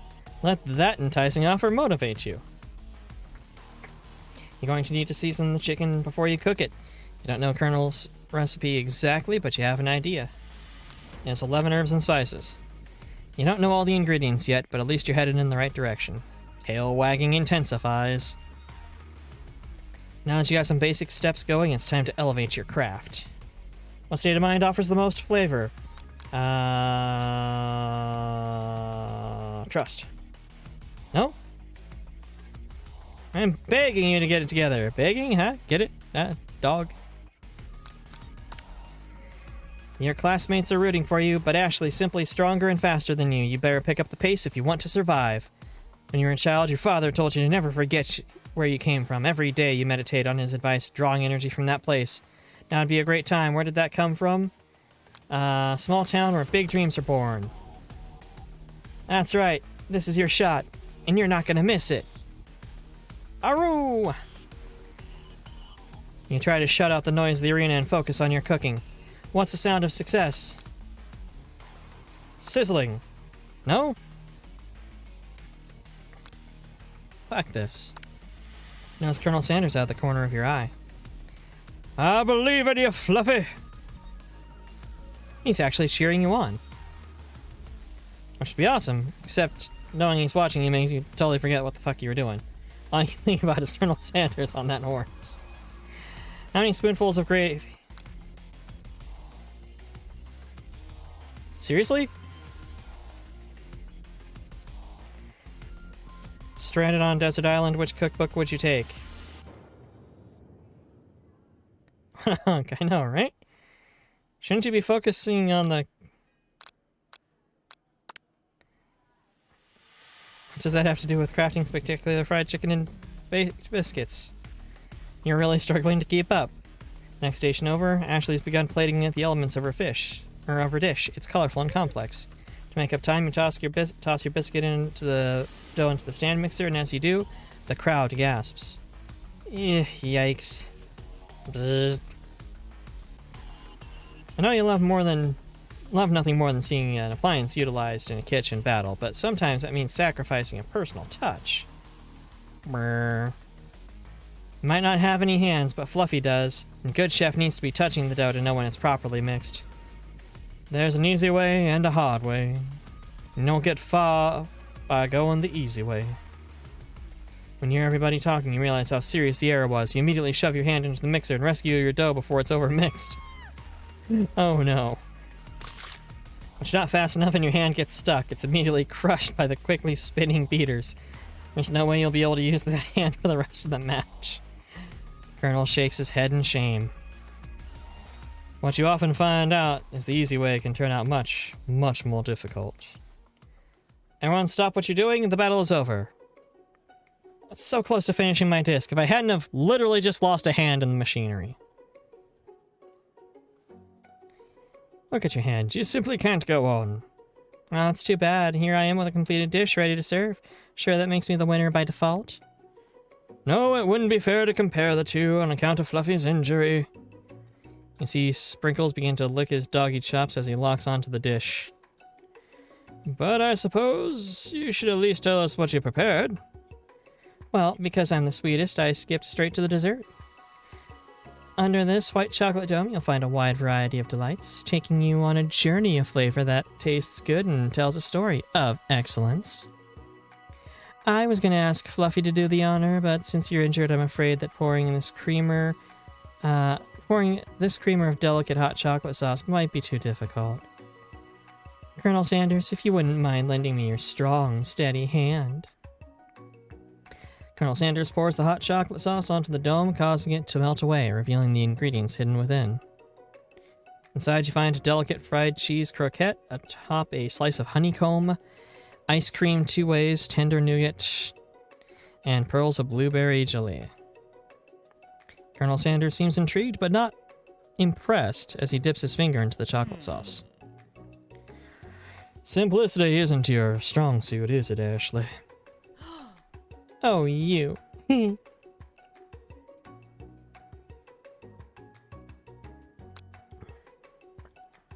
places a sauce-covered finger onto his lips. Ashley leans over and whispers something into his ear. A dab of sauce sticks to his mustache.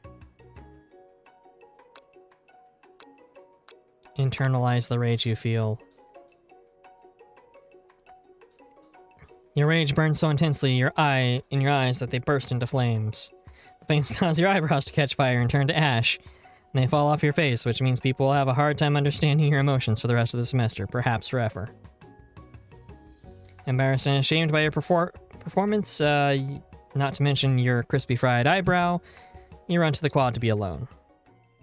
The beautiful weather feels like an insult. Inside you, a storm rages.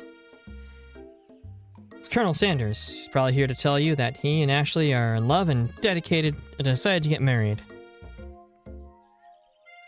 What, you mean internalizing your emotions and holding everything in is bad?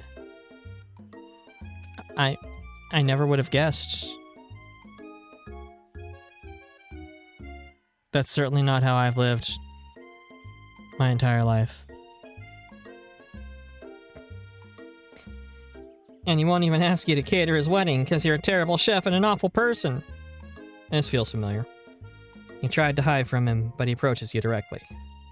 I know you're hurting right now. Not just from the devastating loss, but from that run-in with the mixer and that small fire. We should get that checked out. I'm fine. Can't you just leave me alone? I'm a loser. I'm not fit to fill your fryer.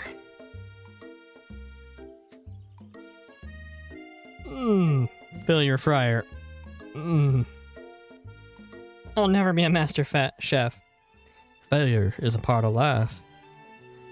Not just for you, but for all of us. Do you think I never failed at anything before? That's exactly what I think. Well, think again, dickhead. I wasn't always the man you see before you. Enrolled in a culinary school, incredibly handsome, successful, motivated.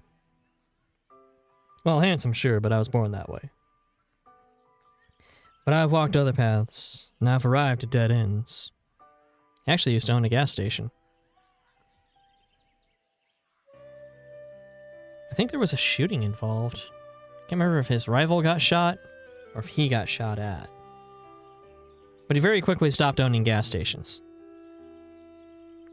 I was passionate about life, but I failed as an obstetrician. I was passionate about justice, but I failed as a lawyer. I was passionate about livestock. I even failed as a mule handler.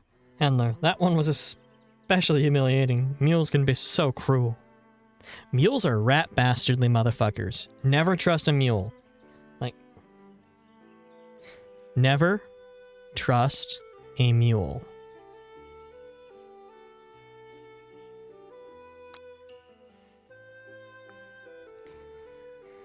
I lost my... Yep, there we go. Lost my business partner to a gunfight. Yeah, his gas station rival shot his partner. Honestly, I wouldn't trust a donkey either. Donks are strong. Never forget that.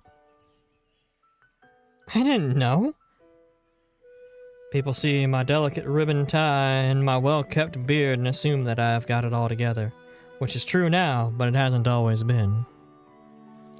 Not even a donkey named Eddie Murphy. See, that's proof that donkeys are strong, because that donkey held together the Shrek franchise after they decided a second sequel was a good idea. And a third.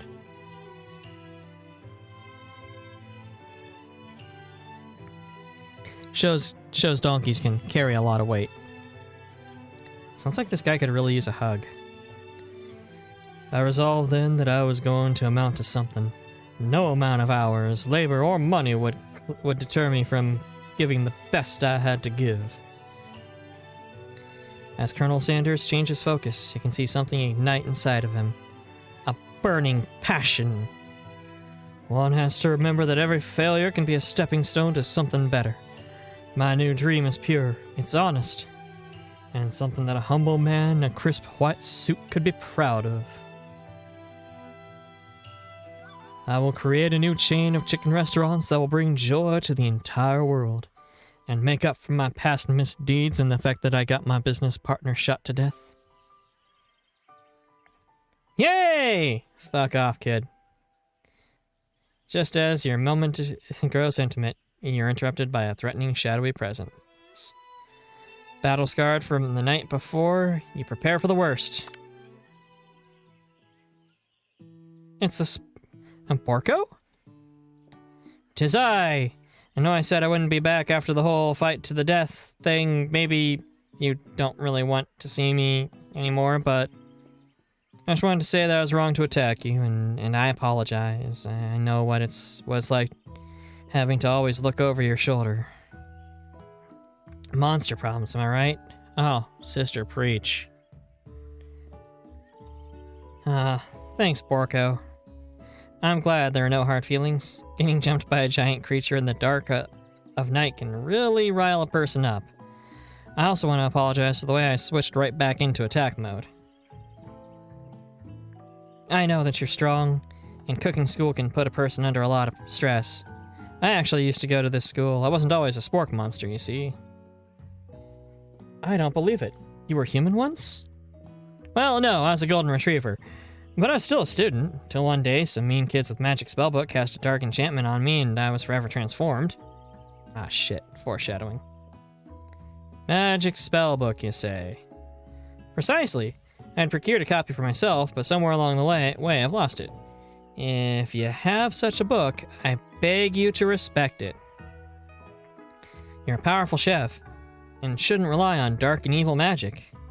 No, you should be protecting the innocent from those that would cheat them through sorcery and guile. If you need me, don't fear. I'll be there. It sounds like there are some bad cooks in the kitchen of life.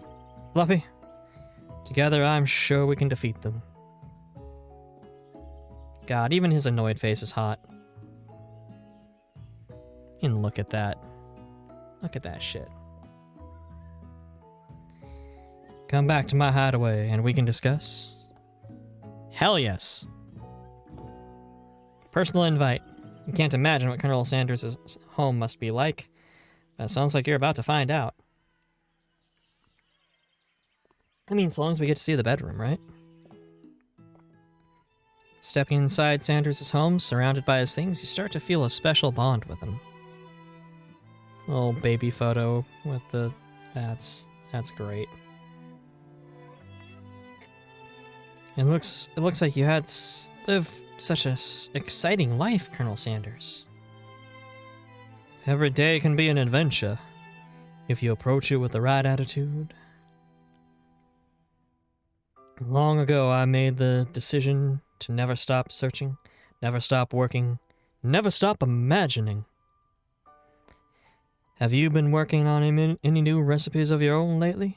I'm always excited to talk about food with another ambitious chef. Well, there's something. It's just a side dish I've been tinkering with. Trying to find the right balance of flavors and textures. I'm not sure if I've nailed it, but I'm close. Colonel Sanders' eyes perk up as he starts to wonder what dish he might be describing. It's coleslaw. It's meant to pair with something spicy or something crispy. Both, perhaps? Now you've got him right where you want him. Should you reveal your new creation to him or keep it a secret just for you? Share everything with the Colonel. He can have my creamy cabbage. You decide that you're as ready as you'll ever be to share your original cooking with Colonel Sanders. Before you can talk yourself out of it, you decide to dive in head first. You reach into your lunch bag for the special dish that you've been keeping on ice all day. I present you my original coleslaw. Nailed it! The shredded cabbage dish glistens in the light of Colonel Sanders' luxe hideaway. Magnificent. You're magnificent. Together you chow down on the creamy slaw until just a spoonful remains in the bowl. Do you mind if I hold on to this last bite? I'd like to have it around so that I could admire its taste later and think back on this moment.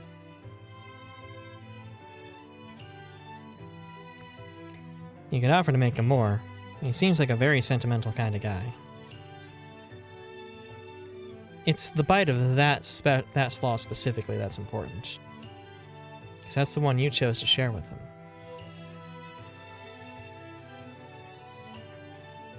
him. Sure, why not?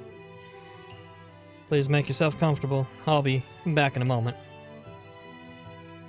This would be the perfect time to do some snooping. Around the room there are various items you can look closer at. Each item seems to radiate memories and emotions. Tap on an item to discover more about the Colonel. That's his business partner. Take a closer look at the large urn sitting on a nearby pedestal. There's a plaque on it. It's dusty, but when you wipe it off, you can read the inscription. It says, "Here lies the ashes of my past careers and business failures." Also, that guy who died. Poor guy.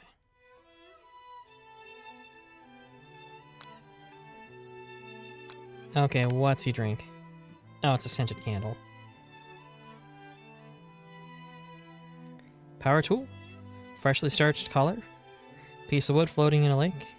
Summer 69? Giggity. No, it's the one...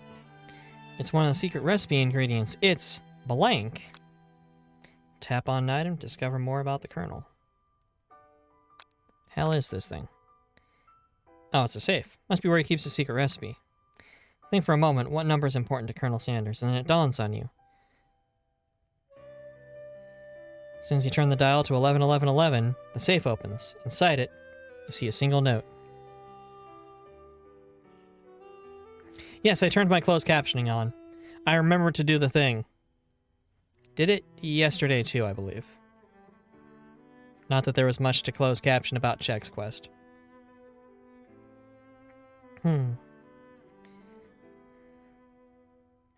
Can chicken be prepared sashimi style?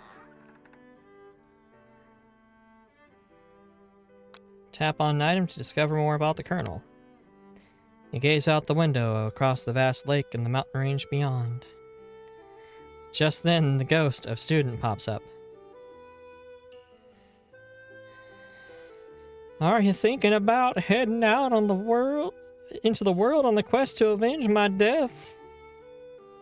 Wait, what? I never learned your name. Why would I even avenge you? I could just tell you my name right now. It's... Can't you see I'm in the middle of something? You open the window and a crack and the ghost is swept out with the breeze. Can't. Fuck you, Gary. A lock of silver hair is woven through the teeth of the comb. Upon further inspection, you realize therein it's not just silvery in color, it's actually made of spun silver. There's a very realistic stuffed chicken on a corner table. When you pick it up, you realize it isn't just realistic, it's real. Taxidermy. He must have been very important to Colonel Sanders when it was alive. Little note clipped to the chicken's foot reads, the true state bird of the great state of Kentucky.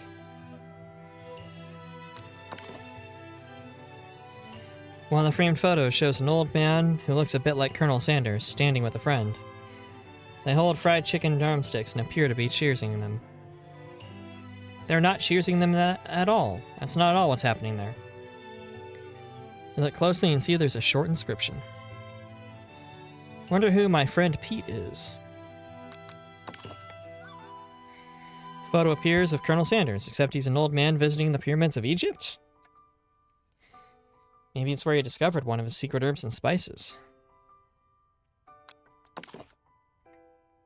Adorable little baby crawls across the floor. From the goatee and mustache combo he sports, you figure it must be Colonel himself. That, or it's the drumstick that he seems to be waving like a rattle. Who frames a baby picture of just themselves? Probably the same type of person who would make their own face the logo of a company they founded, am I right? I mean, if we have to click everything. You open the door to Colonel Sanders' closet and find a row of his signature white suits hanging within. You take one off its hanger and try it on. The jacket's a bit big for you, but it's soft and comfortable. You give yourself a deep hug, breathing in his scent. They say that home is where the heart is. Is this what they meant? Before you can look any further, you hear Colonel Sanders returning. He has a new dish that he's been working on and he wants you to taste it.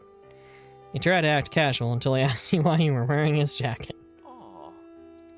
I don't usually loan those out, but I must say, it does look good on you.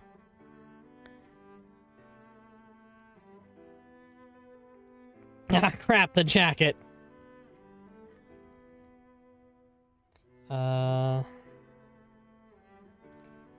Decide now is your moment to make a big move. Tell him you're cold. Fess up and tell the truth. Honesty. You confess. I think I've developed feelings for you. I might be developing feelings for you too. But I'm concerned. I can't let anything get in the way of my dreams. Overwhelmed, you take off the jacket and run for the door. But the thought of leaving Colonel in the midst of such an emotional breakthrough gives you pause and you stop yourself. Colonel? Yes, Fluffy. I honestly think this may be the beginning of something wonderful. I think you're right. We should take things slow. You talk into the night and drift off into a slumber. Dreaming sequence! Yes, all the heart emojis. Are they still called emojis at this point?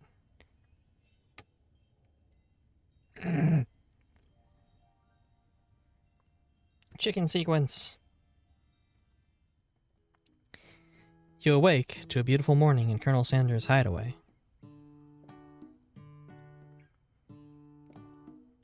Twitch ones are emotes? Good to know. Did you make the right decision on how to respond to Colonel Sanders? Only time will truly tell. Today is a day that could change the rest of your life. You think about the new secret ingredient you just learned about. Blank. In some jurisdictions, blank isn't even legal. But what if a recipe is a secret? How will they know? Gay sex.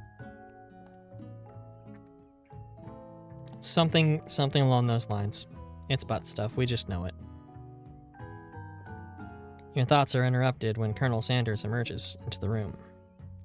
He's holding a gorgeously plated breakfast, and your mouth waters at the sight of...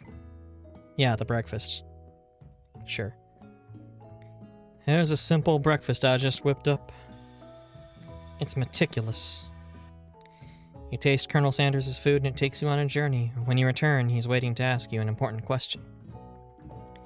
So, would you say that we're the perfect match? How presumptuous. My cuisine and your taste buds, that is. Such confidence, such grace. Could he be the world's greatest gift to cookery?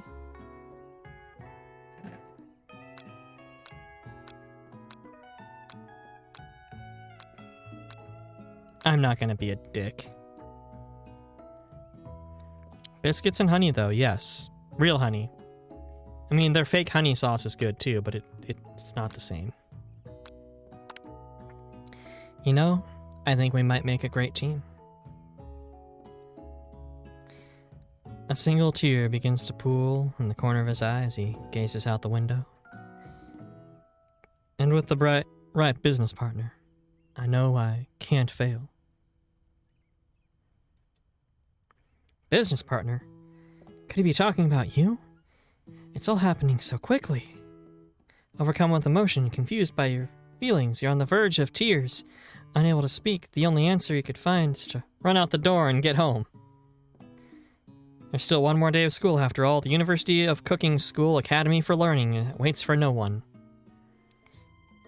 It's probably like half honey and half high fructose corn syrup. Yeah, I think it doesn't even contain honey. I'm not certain. You get home to find something very surprising. Your best friend is there, waiting for you. Where have you been? 'Cause I had one heck of a night, fucking a robot. I've been desperate to talk to you about it, but I couldn't find you. I got worried something happened to you. It's okay, I was just... But it turns out you're fine, and I can finally get you up to speed on the saga of Miriam. Yeah, but... You'll not believe what happened to me after school yesterday. I went on a date. She fucked a robot. I think I can believe that. Since I'd been partnered with Clank, he asked me to go out with him. Of course I told him you better keep your dials turned to polite and respectful. I'm not that kind of girl. Get it, Fisto? Yeah! Iron Circus Comics and Smut Peddler present Sex Machine. One of their better books. He was just interested in spending time with me, spending on some one-on-one time together, and getting to know me. I said, yeah, sure. I can get to know the little metallic guy. Long story short, he took me skydiving with his friends, but things quickly spiraled out of control. Wait, did she say skydiving as if that's a typical first date to go on with the talking pressure cooker? She fucked the robot. 100%.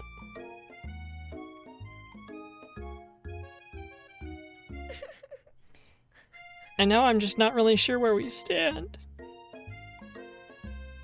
You don't give Miriam time to tell her whole story. However, bottling up the details of your own night is just too much to bear.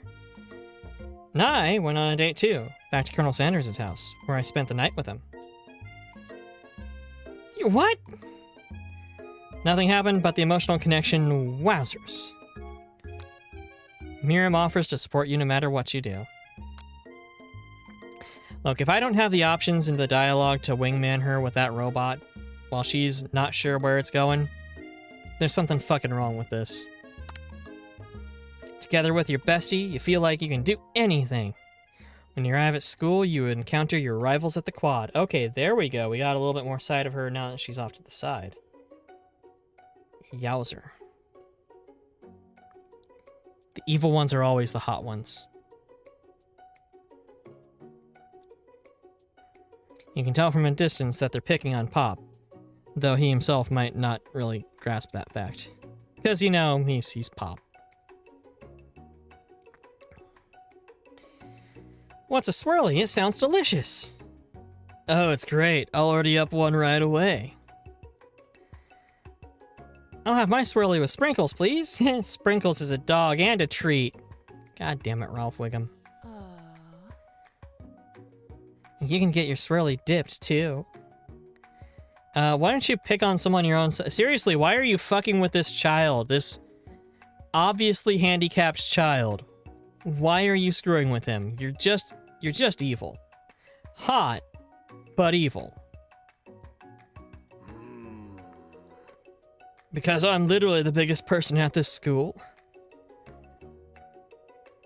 There's that horse that Colonel Sanders rides on to school.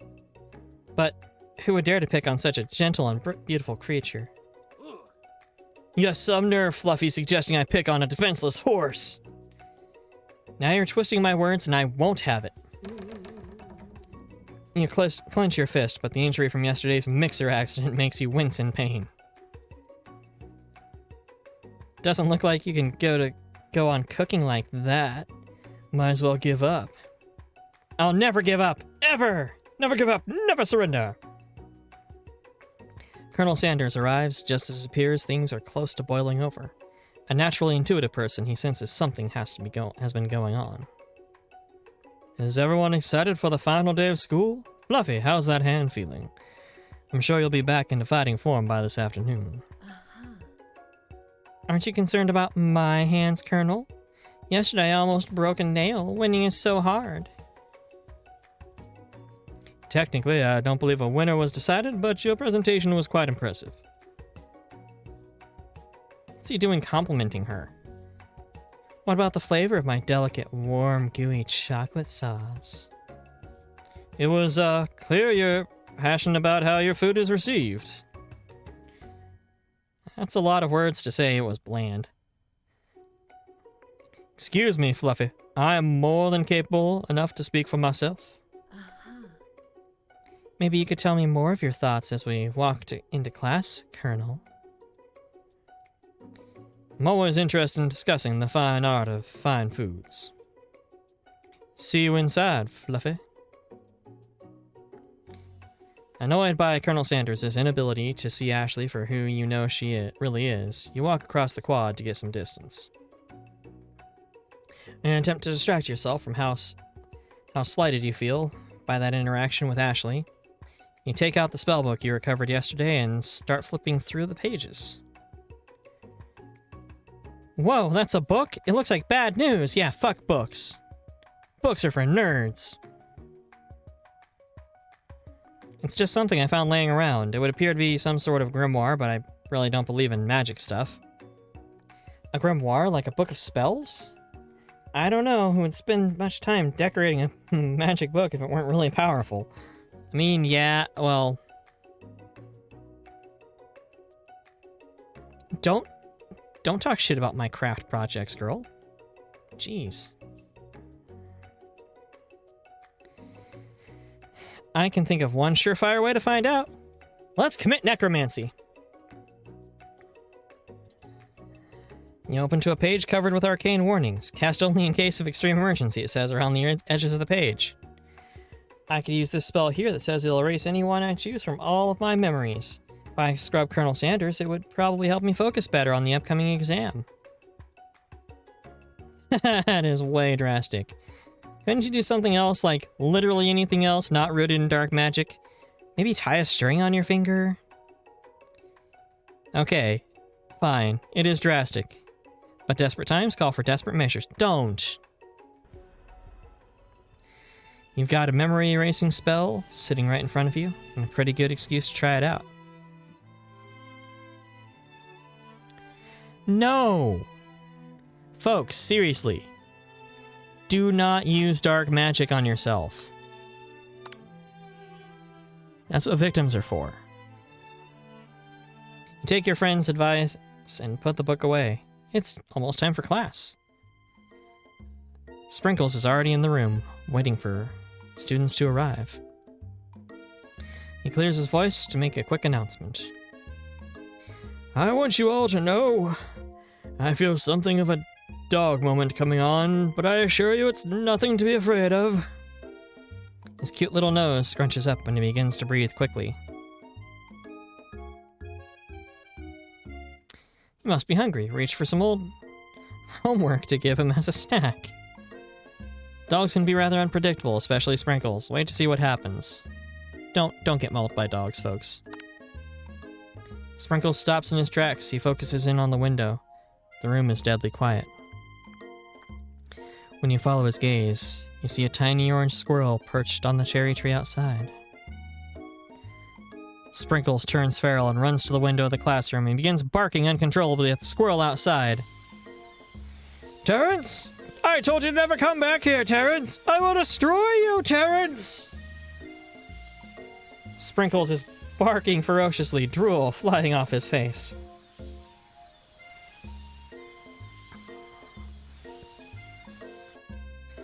Squirrel looks over, but doesn't say anything back. You wonder, is that even a talking squirrel?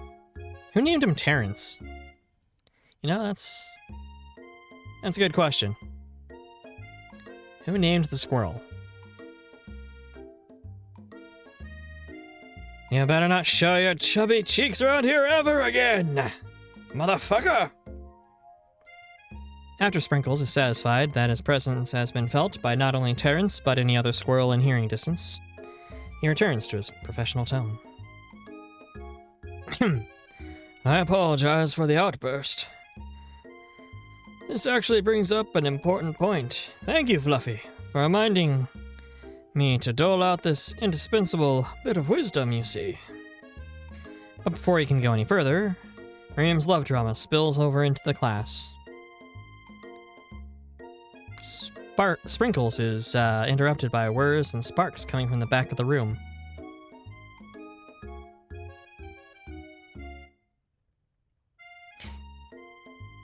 There's so many things that could be said there.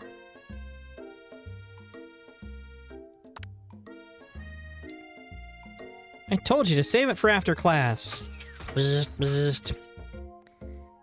think I wanted to be thrown from a plane? Strapped to a stranger? Miriam and Clank appear to be arguing, but you still haven't learned to speak Clank's language of mechanical noises. But no, you had to show off to your cool kid friends Jeff and Joan. J&J forever. Watch us form a triangle in mid-air as we descend. Triangles are the strongest shape, don't you know? Yeah, well that doesn't make it a great date.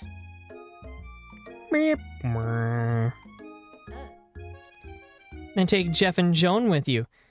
You can all hold hands while you pedal down the mountain or off a cliff if all I care. Sad meep. Clank begins to shudder. Steam pours out of the gaps in his panels. Then a loud ding stops him in his tracks. Beep. Bzzzt. No amount of seasoning is going to make me want to eat that, Clank. Clank burps out a completely deep-fried sneaker. Considering that he himself has wheels, not feet, it's not entirely clear where it came from. In terms of deep friend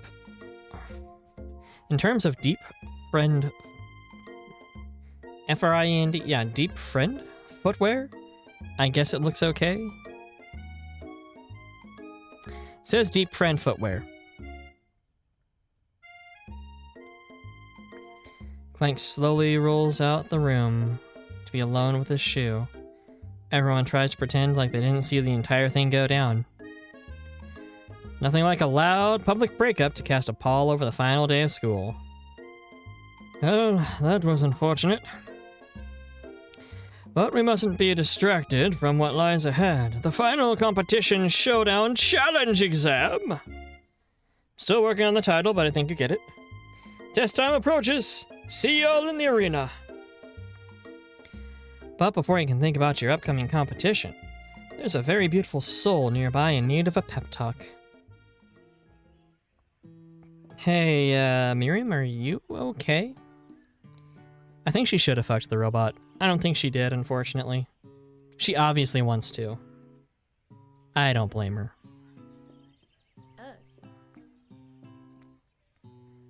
Oh, I'm so mad I could smash a tiny mug, spilling several droplets of hot cocoa all over the floor.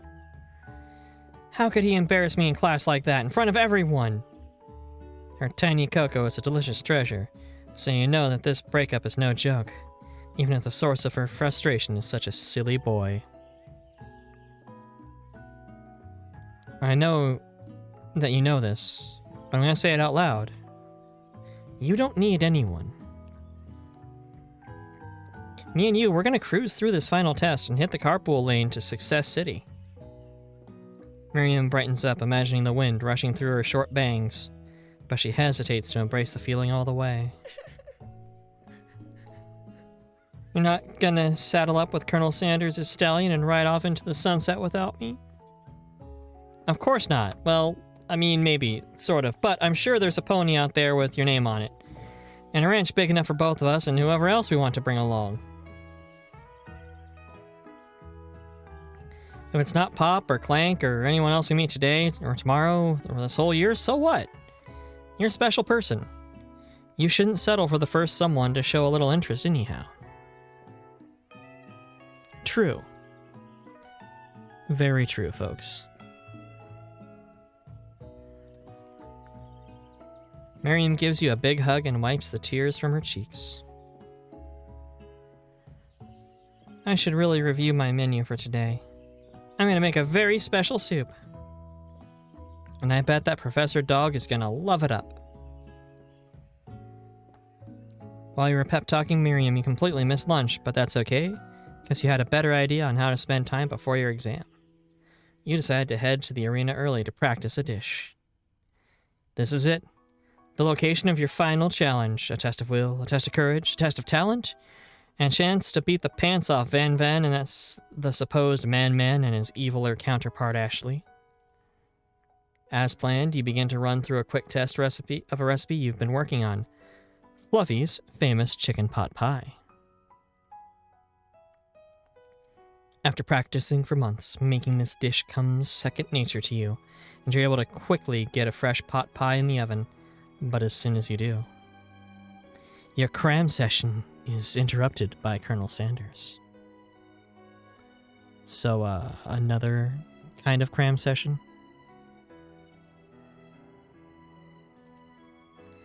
Fluffy, what are you doing here? There's still time for the final exam. Oh, just taking it all in? I'm big into visualizing success. I'm looking at my station and picturing victory. The pot pie has begun to bake. The smell is slowly filling the space around you. Visualizing, huh? That's too bad. I was hoping you were here cooking something delicious. You'd usually be happy to share your food with anyone who is hungry, but the last time you let Colonel Sanders get in your head, it cost you a cook-off. You decide that it's time to put your cooking above your romantic desires, but that decision is hard to stick to when the oven timer goes off behind you. Come on, let's just straight up simp for Colonel. Why wouldn't we? Look at that man.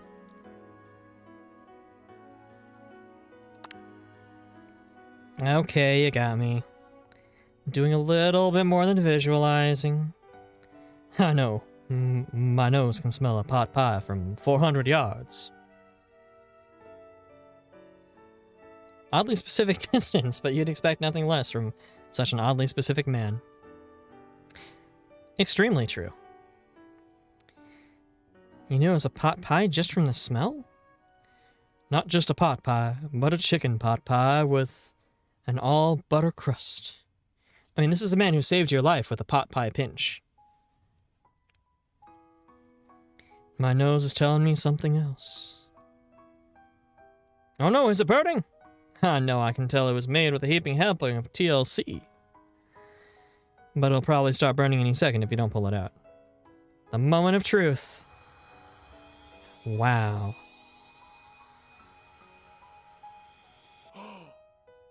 It's the best pot pie I've ever tasted. I've always loved country cooking, and I could eat this all day. There's no time left. The showdown is about to begin. Sprinkles lays down the ground rules. There are no rules, that is, except to cook with everything you've got. You step up for the cook-off of a lifetime. You decide that mac and cheese plus pot pie you've been practicing are just the dishes that'll put you on the edge to victory.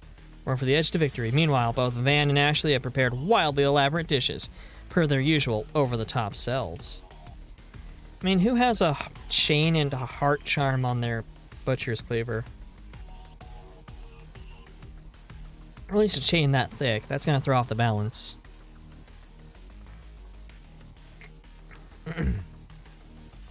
Miriam has her giant magnifying glass and several sets of tweezers. She's definitely prepared to go big, going small. Colonel Sanders seems to be harnessing his 11 herbs and spices, but he's trying to find a way to improve on something perfect. His original recipe, registered trademark, fried chicken. The intensity in the room starts at a full 10 out of 10, with a frenzy of action. Everyone's calling out really cool special cooking moves as they prepare their food. Wow, this is getting serious. Colonel Sanders batters his chicken as it levitates through the air. Egg wash! Miriam furiously injects ingredients into itty-bitty pot of broth. Best friend, Baster Blaster! Oh. Oh my.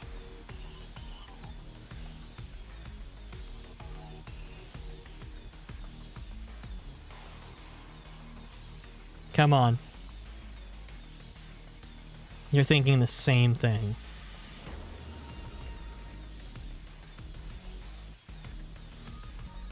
$55-gallon drum. Van flexes his pectorals as he chops open a sea urchin. Let's rock and roid! Maybe rethink that attack name. Ashley scoops her pastries off the tray with lightning speed. Shallow personality spatula! Ah! Even Clank gets in on it. 5-dial pressure point chicken cooking technique!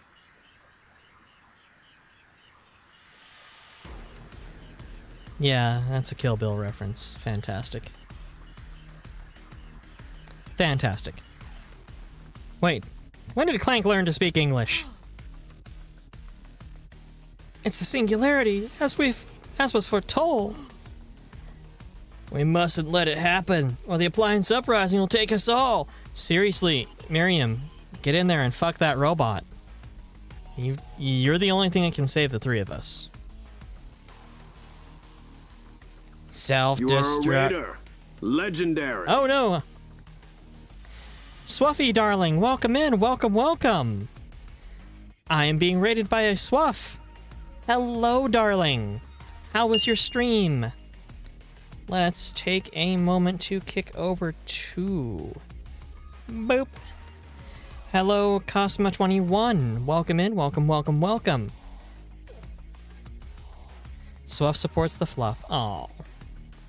I love you, Swuffy. Swuffy is such a... Oop, caps lock on. Such a darling. It was SO and then SWUFY. They have a... They got a clip. Recovery rate. Cool, cool. I need you to bongo. Come on. Do your funny dance. Do the dance. Dance for me. Dance! I did not know the Ninja Cats danced in Monster Hunter. That is fantastic. Is this seriously a KFC dating sim game? Yes, it's called I Love You, Colonel Sanders, a finger-looking-good dating simulator. But welcome in, Raiders. Welcome, welcome. I am your guy, Fluffy ILY. I am a mostly long-form campaign sort of streamer. I just finished a campaign of Cyberpunk 2077. We'll be coming back to that once the DLCs come out. Maybe trying to get a special ending in the meantime. And then sometimes I do single run-throughs of shorter games like this, or Titanfall 2. Yesterday we did Chex Quest HD, which was a lot less content than I thought it was. But yeah, if you like longer games, not too big on competitive games because I'm old and slow. Fluffy's about to segs the Colonel. So stare. Yes, not gonna lie. I have been just absolutely thirsting for this, darling. But how was your stream, Swuffy? How was your stream? What did you do? I don't think I've got it set up to actually tell me what you played last.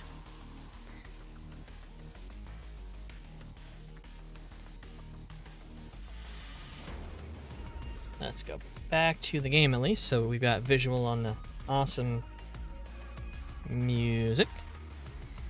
Played some Monster Hunter Rise and moved into Vampire Hunter to close it out. Ooh. You know, I've been hearing a lot about Rise. Been hearing it's like Monster Hunter World was, to my understanding, a good move in a lot of ways because it opened up multiplayer a lot easier. But that Rise is really sort of the true sequel, from what I've been hearing. Formers is fun, but you're slogging through low rank. The early game on something like Monster Hunter always looks like it's so... Well, I mean, I played Dauntless, used to play Dauntless, so yeah, it can be rough. A lot of grinding. It does look fun, though. Gotta admit. Plus cat ninjas. Mercenary cat ninjas, if I recall correctly. You'd argue that World is prettier, but the no co-op during cutscenes is brutal. Oof. Meowcenaries. Meowcenaries. Yes, darling. Yes. I feel like I should get into Monster Hunter. I played Dauntless. I've not actually personally played the Monster Hunter franchise myself, but I have a lot of experience watching people playing it, having friends who obsess about it. It's sort of like those people who have never seen Star Wars but know every single meme out there, and quote. Kels, you got pretty high on Switch, so you're hesitant to buy it again for PC. Yeah. If you played Dauntless, picking up World or Rise would be fun. So do you guys, do you both think that Rise would be a good entry point? Because I might just do that, honestly.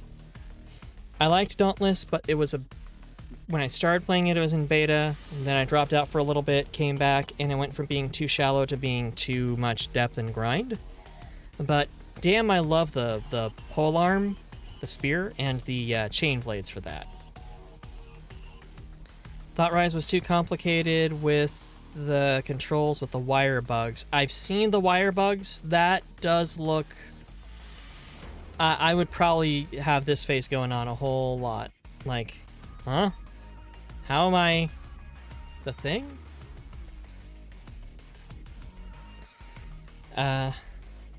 Rise is more recent, so there's more people looking for content.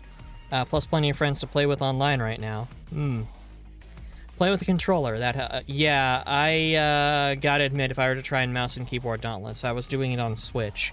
If I were to try to mouse and keyboard that shit, I would fail so hard. Fail harder than like my first 5 minutes in this game, for example. Or sorry, this game, for example. I really should mirror my motions. M plus K with bow gun, though. There's a bow gun, so it's like a bow and a gun. I know about the charge blade, which is like a shield and a sword and an energy beam. You know, as much as I bought several games saying I will play this with friends recently, Tarkov, Audica, I think I will pick up Rise. But does it do crossplay? Like, are you into crossplay?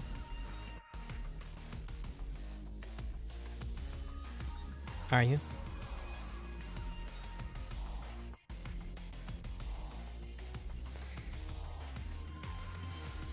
You don't think it's crossplay compatible? Ah. I mean, I have a capture card. Swaffs, are you PC or are you a particular console on that one?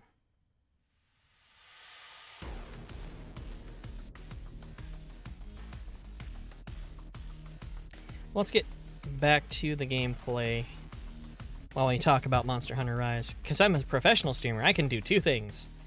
Maybe. Played through Rise's story on Switch on my own, now you're streaming PC. Okay. I think I'll probably be playing it less for streaming, but if I did, I do have a card. I think I'll probably try Switch. Because, Kels, you're on Switch.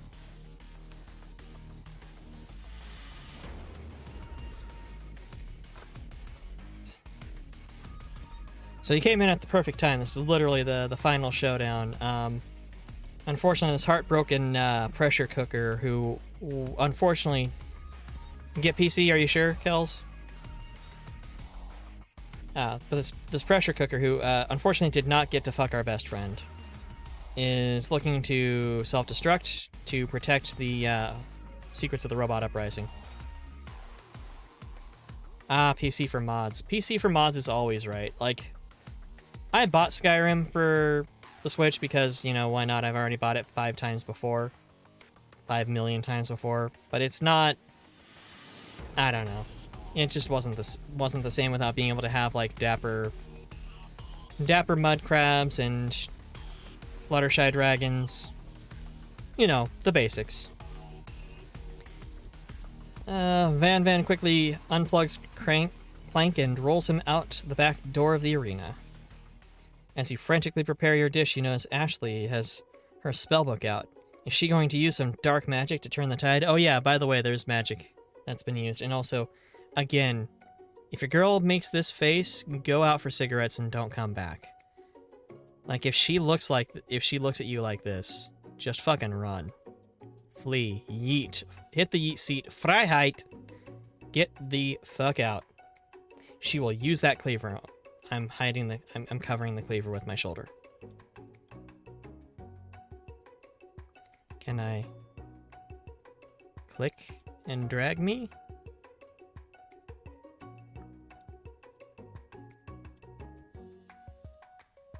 There we go.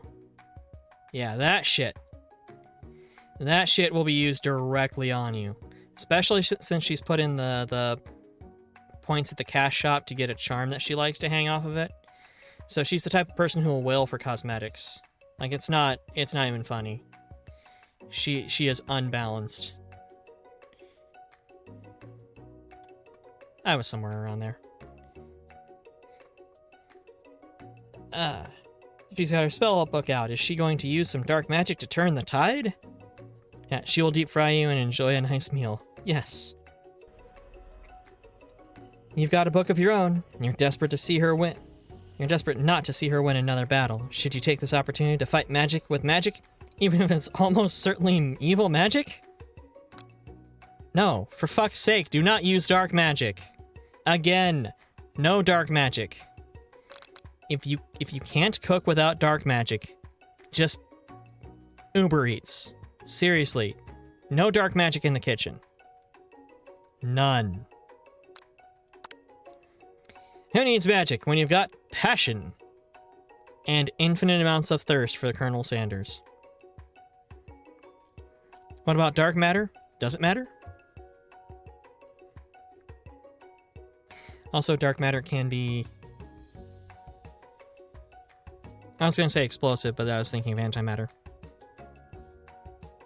It can cause raging debates between people who think they know what physics do.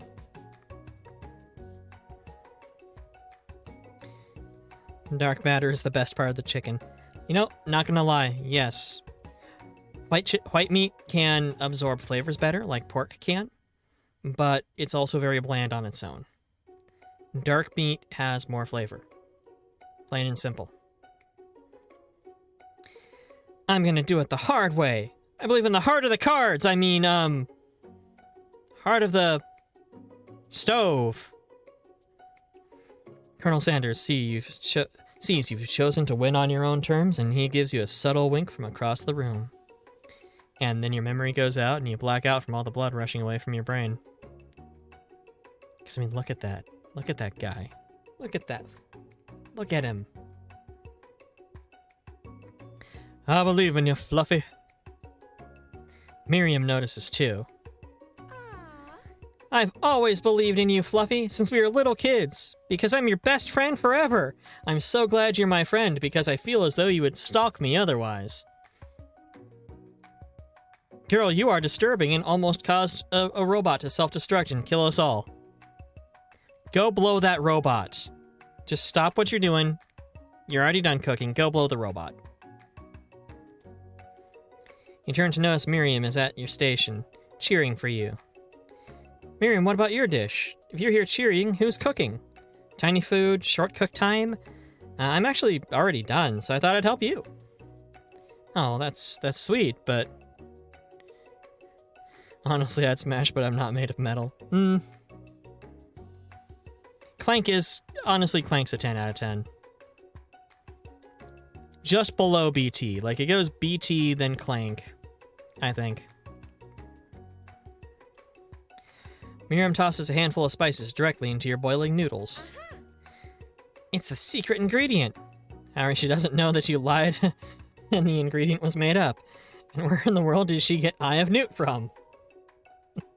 The boiling pot explodes, throwing Miriam backwards. The watery noodles begin to swirl in the air, bubbling up into a dark cloud that thickens and congeals before your very eyes. Both pale in comparison to Mekazawa? Mekazawa. Is that a Mecha Kurosawa? Akira bot? I'd be cool with that. It is I, Steve, the Spork Monster. Steve? Wait, what happened to Borko? You're not here to battle me, are you? We Spork Monsters are many. I think Borko had the day off. But you have conjured Steve, and I hate to battle. I'd say you're doing pretty alright. An anime I need to watch if I haven't yet. From Kamardi High School. I will add it to the list. Definitely adding that one to the list. Oh, hey, you're in the middle of a cooking competition. I love this stuff. It's better than TV. You crazy kids and your culinary skills really impress me. Mind if I hang out?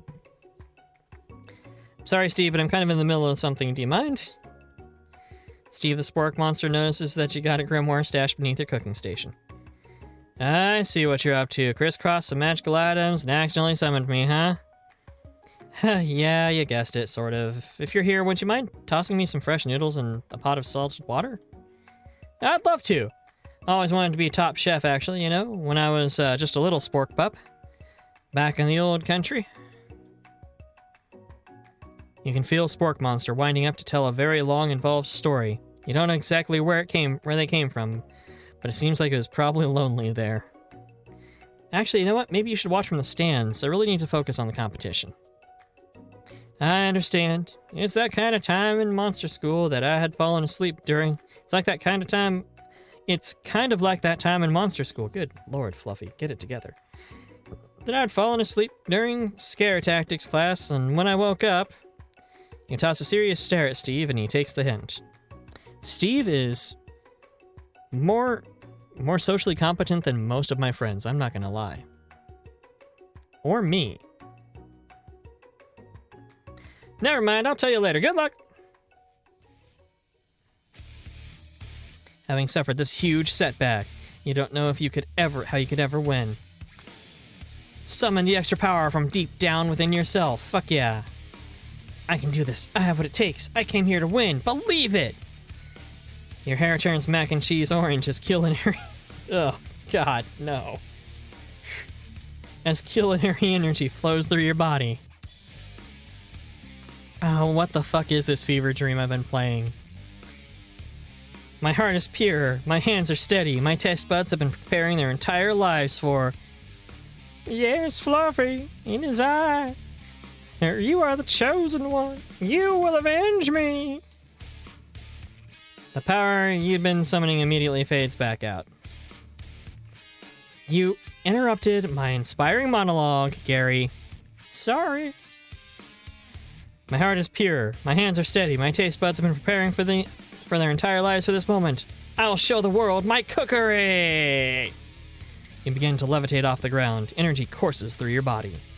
You know, with that, this power can do anything. Except turn back time, which would be super useful because while you were powering up, your chicken pot pie overcooked in the oven and can't be served. But don't worry, dear Fluffy. You may have suffered some setbacks, but all is not lost. Impressed by your fortitude, Colonel Sanders decides that you have earned his support. I've been watching you today, and I must say, I'm truly impressed. You've been thinking on your feet and rolling with them punches. He steps into your station and stands right beside you. I'm here to help. Where do I get a chicken pimp stick like that? I gotta have one of those. Holy shit. All you've managed to make is mac and cheese. The time is almost up, so you're gonna need it. But Colonel Sanders, what about the test? What'll happen to you? What about the rules? Following the rules has never really been my thing. I follow my heart. Also, there were no rules. What a guy. Absolute Chad. Right up there with Ace Rimmer. Colonel Sanders unfolds a delicate white towel to reveal his most delicious fried chicken tenders you've ever laid your eyes on. Find one and set up that Thrones gift thing like Bao has. I actually have a Throne account. A streamer friend of mine threw me one when they got in. It's like, oh, hey, you could use this. I'm like, hey, I'm not even monetized. There are people on the waiting list with like 10 million times the followers I have. And they're like, yeah, but I like you.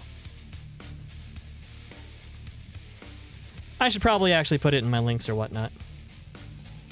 Colonel Sanders unfolds a delicate white towel to reveal the most delicious fried chicken tenders you've ever laid your eyes on. And yes, I would absolutely find that pimp stick and put one on there. And besides, sometimes unexpected combinations can have surprising effects that surpass their individual efforts. My throat is starting to go. I've been doing this for 3.5 hours. Holy shit. Colonel Sanders has wrecked my throat.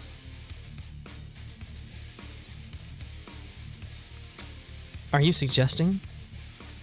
If we combine forces, we can form the perfect food union. Time's up, students! With time expired, it's the moment everybody's waiting for. Is that a threat? Is that a threat or an offer, Kells?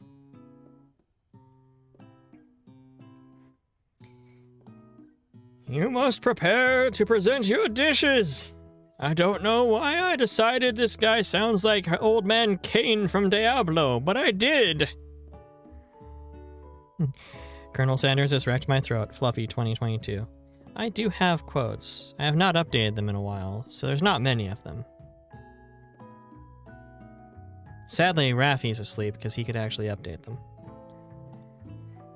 A handful of students stand tall, but the class seems incomplete. Seems we're missing some students. Or, it seems we're missing some students. Pop, clank! From off screen, you hear a pure and innocent giggle that can only come from one student. Time to bring back quote bots like you had in the IRC days. You're not wrong. I'm flying! I can't do a proper Ralph Wiggum voice for this kid. Sounds like they're coming from that broom closet over there. Oh my god, no! No, no, no, no, no. The robot needs to have higher standards. Miriam, would you mind?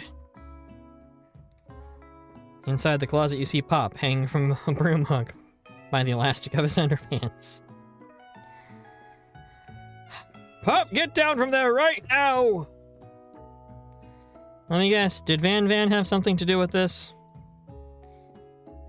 When someone asks for a wedgie, who am I to refuse? I thought a wedgie was a salad.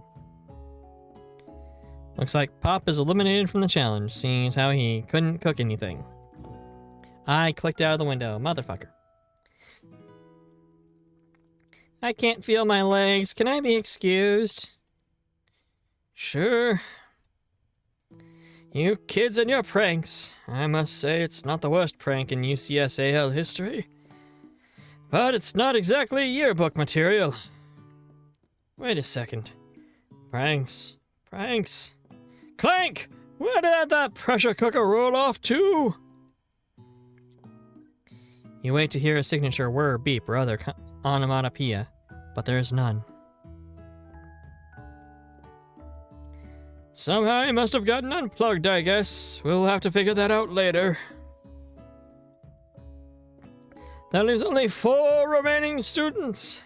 Please collect your final projects. Yes, it has been a long semester. Yeah, 3 whole days long. But after days of hard work, it has finally come for me to eat. Miriam, please step forward. Adorable little Corgus. The eyebrows help.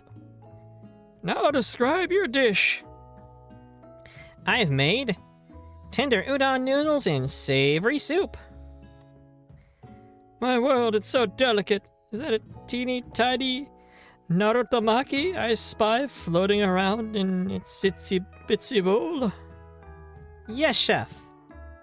Please call me Sprinkles. Chef is my father's name. Wow. This fucking game. Yes, Sprinkles, and I have some green tea made from baby tea leaves that I picked myself. Sprinkles carefully sniffs around the dish before opening his mouth and letting just the tip of his pink dog tongue dip into the bowl. Sublime! Would anyone else have like a taste?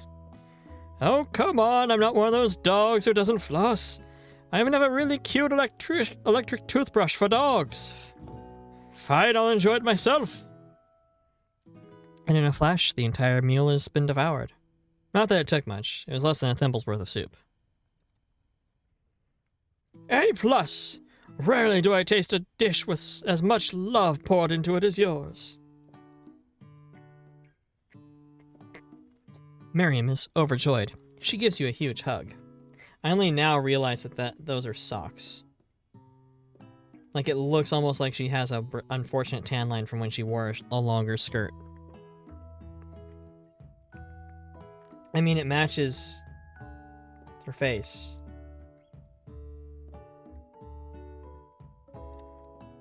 Thank you, Fluffy, for helping me to believe in myself. Van, you're up. Now describe your dish. I made uni over smooth egg custard with an axe-hewn urchin shell topped with caviar. I'll pass. I actually don't mind urchin. But that just, no. Did you skewer one type of urchin with spines from a second, different colored type of urchin? Yes, Sprinkles. A bit much, don't you think? That's exactly why I did it. A bit much is kind of my brand. Doesn't it look cool? Sprinkles leans in to sniff the uni, but can't get his nose close enough to it on account of all the spikes. He begins to paw at it erratically, causing the custard to slosh around. Woof woof! Please be gentle with my cuisine. Grrr! Finally, Sprinkles goes all in, tongue first, but he can't get past all the needles. He reels back as his tongue is poked and prodded. Youch, my tongue! The professor appears to be having an allergic reaction to the sting. I can't eat this! I keep poking my tongue! Disqualified! A stunning turn of events. Who would have thought that serving food in a bowl made of needles would make that makes it difficult to eat? Dejected. Van does not go gentle into the night. Disqualified? For glamour? Don't discount simplicity. This isn't the last you've heard of me. Meow? Wow? My cat says meow. Before forcing us to endure his swollen tongue for another moment, Sprinkles graciously laps up a bowl of milk. I know, yeah, I'm a dog and I drank milk. Get over it. Sometimes it helps my agitated tongue. Next student, Ashley. It's time to step up. Now describe your dish. I made orange blossom Turkish delight and a light rosewater syrup topped with French meringue and connected by sugar glass. That shit probably costs $200. There are people who pay that. Look, I'll buy good food. I will occasionally get goddamn fancy. But that type of shit right there, nah, man. For how much that thing costs, hey Maeve, whose finger are we licking? No, that depends. For how much that shit probably costs in a restaurant, you could fill your belly with freaking A5 Kobe steak. Without a doubt. Also, welcome in, Maeve. Welcome, darling. How is tomorrow doing? Only 21 in 3.5 hours? Wow. That actually doesn't sound too bad. Indeed, it's quite delightful. However, I'd ask you to please refrain from eating it or attempting to taste it in any way. It's very fragile and meant to be a display piece. Don't eat the food. At a cooking school. Could probably buy food for a month for the same money that costs. Yeah, without a doubt. Like, if necessary, I could easily live for a month on how much that thing cost. No doubt. No doubt in my mind. Always bugs me when I see stuff like that. But hey, people want to blow their money that way, that's fine. I'll spend my money on reasonable things like gun parts and gin and Monster Hunter Rise. You got 181 month in food stamps and still had money left over. Exactly. I come from extremely poor stock myself. I know how to cook well on very little.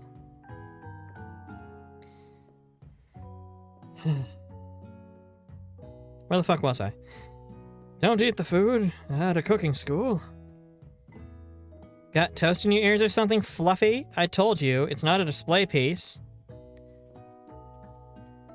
I misread that entirely. Actually, I must say it is beautiful. However, this is a cooking competition at a cooking school. Yeah, which is why I cooked it and did an extremely good job cooking it too. I didn't realize that we were having an eating exam. If I wanted to be judged on eating, I'd go to the College of Eating, School for the Hungry.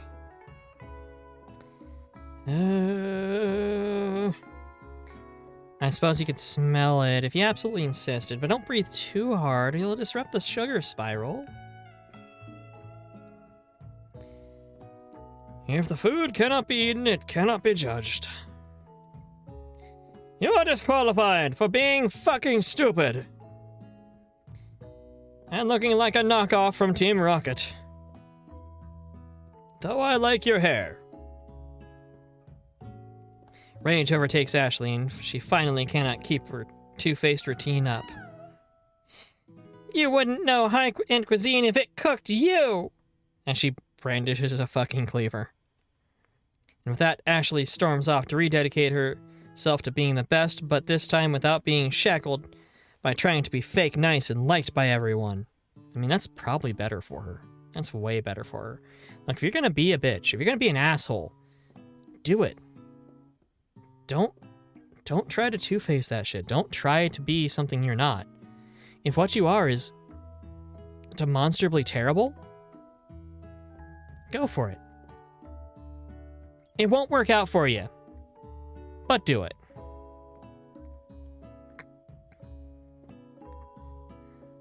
It's like 734 Sky is 43485F colored, and I'm gonna be chugging Irish coffee. That's how future is.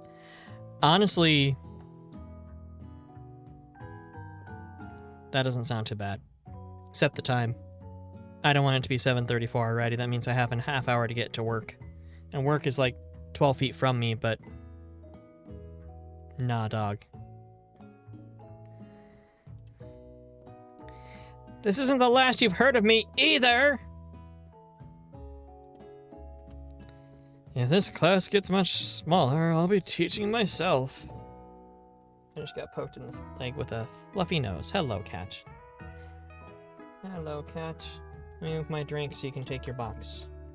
Let me put you in your box. There we go. Yes.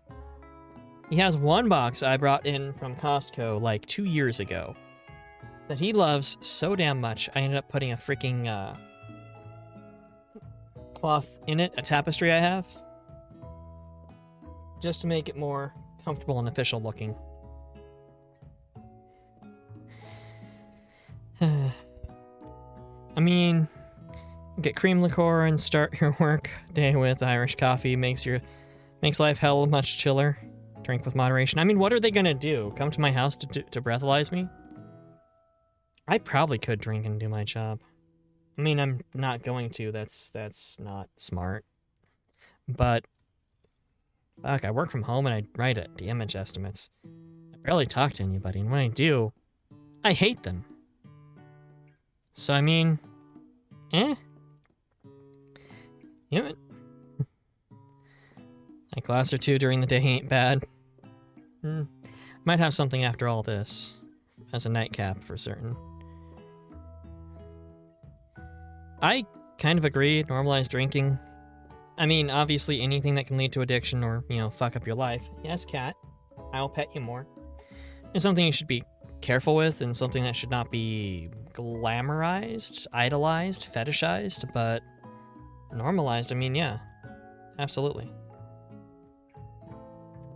Especially since it's cold as balls where you and I live, so... Or cold as balls where you live, and also where I live. You and Colonel Sanders, the final cooks, step up together. 2 chefs. What began as a bowl of delicious mac and cheese. Honestly, their mac and cheese is not great. I'm sorry. Their potatoes and gravy, their biscuits. I don't like coleslaw, but their coleslaw is still good. Their mac and cheese, meh. Course checking works like driving should have. Strict but like office job, meh. Drink or two during the day ain't gonna change a thing. I mean, realistically, I'm going to pause for 1 second here because my cat is being fucking adorable. And I'm blinded his ass with a flash. Sorry, little buddy.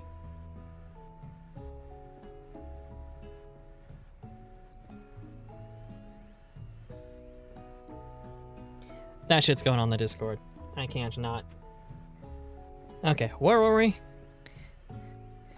Delicious mac and cheese has become something else. He examines it closely, sniffing and eyeing the bowl. My cat is a fucking door. Oh, did I not say a fucking adorable? Cat is fucking adorable. I mean...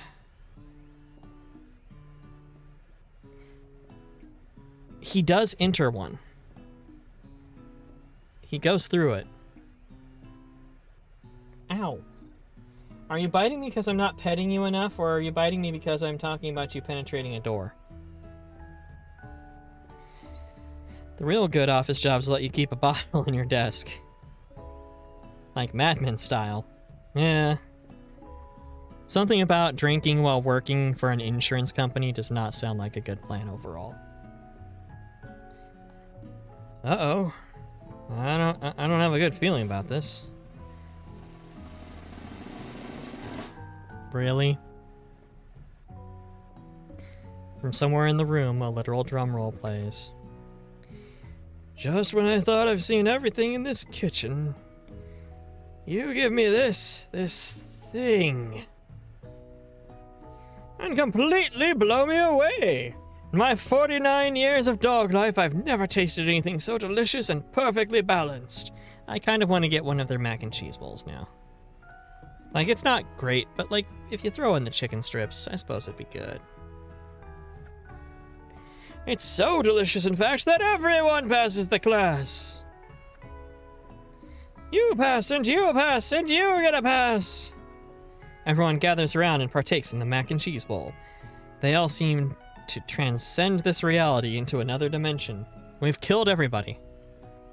You win! Together, you and Colonel Sanders have made a new menu item. The menu item is so impressive that even Van Van and Ashley are drawn back by its magnetic fragrance. When they gaze upon your mac and cheese bowl, they admit that you are indeed an excellent chef. Haha, made you bitches cry. Sprinkles declares that you have passed. Everyone has passed. There were supposed to be more battles, but come on now. How can anything get better than this? Bruh, find Baka Bak fried chicken place and get the bowl of shame. It's basically that, but with kimchi and better chicken. That does sound good. I love me some kimchi. Except when I left a container of it in my fridge for 6 months. I mean, it's probably still good. It's kimchi. You'll go with me? Of course. Is that how I get you down here, darling? Is that how I get to see you? And or yeet technology I have setting aside for you?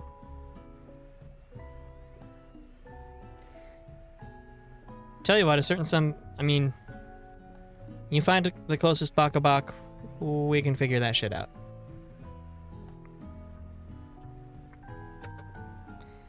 Now that the school year is complete and everyone has graduated, the students return for one last assignment. To get their groove on! The cafeteria has been completely redecorated in order to serve as the site of the school's graduation dance. If I stop petting my cat, he bites me. I'm glad I'm playing a dating sim, so it's just a matter of, like, pressing space. Compared to the massive high-tech cooking arena, the humble decor seems downright cute and cozy. No. No. No, game.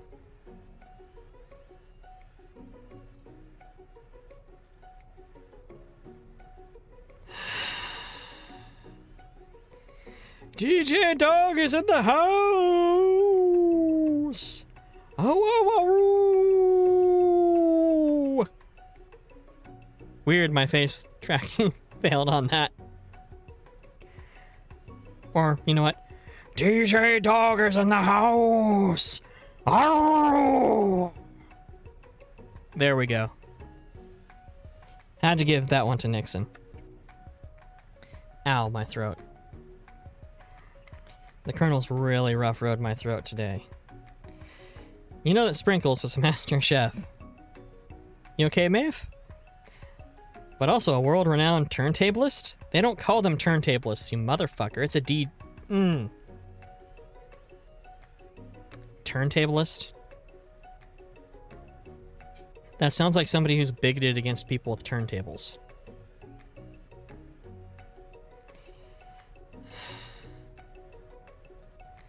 Turntablism is an actual genre.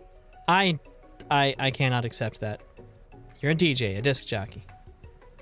Yeah, like DJ Shadow, DJ Crush, DJ Jazzy Jeff. Because they're DJs, disc jockeys. Who says you can't teach an old dog new tricks?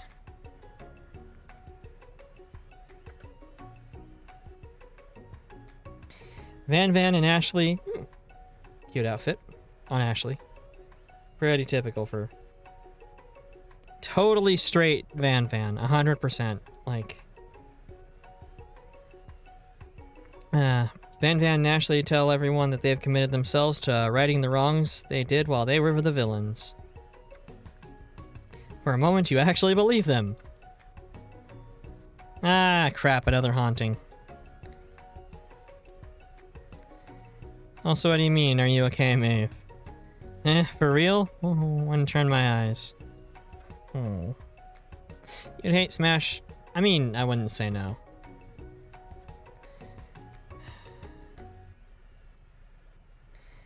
No ghosts allowed at graduation.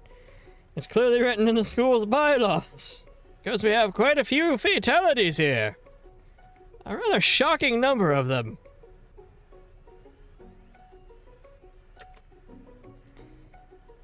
I was never actually a ghost. It was all a trick to get you to finally notice me. Oh, amusing. And now that everyone is together, the Spork Monster is totally mellowed out. Everyone, the Spork Monster is no more. From here on out, you can refer to, I'd prefer if everyone refer to me by my new name, Party Monster. Gary tries to finish what he had to say, but everyone was too wrapped up in talking to Party Monster. Respect the new name. Don't dead name a motherfucker. That'll get you stabbed. By me. Oh my god, I just realized that there's an edge to the emote field that just phased that one straight through my forehead. I'm gonna keep that. That's fucking hilarious.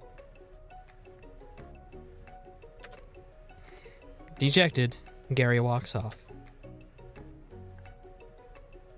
Cute! Nice casual wear, darling. Maybe things didn't work out for Miriam romantically, but she found the love in her cooking. And you know she's gonna do great. And absolutely fuck a better robot. Red carpet rolls out across the floor of the ballroom. It's like a Hollywood movie premiere. Who would command such an entrance? It's Pop. He's arrived late to the dance, but apparently for good reason. Walking the carpet, you see perched atop his dirty chef's hat. A frickin' crown?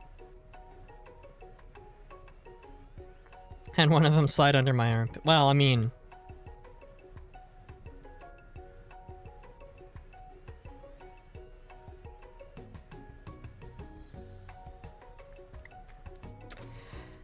Welcome back, Pop. No, you weren't able to complete your final exam and accept your diploma. So I had it mailed directly to your father. I figured it was the least we could do for the school's dean.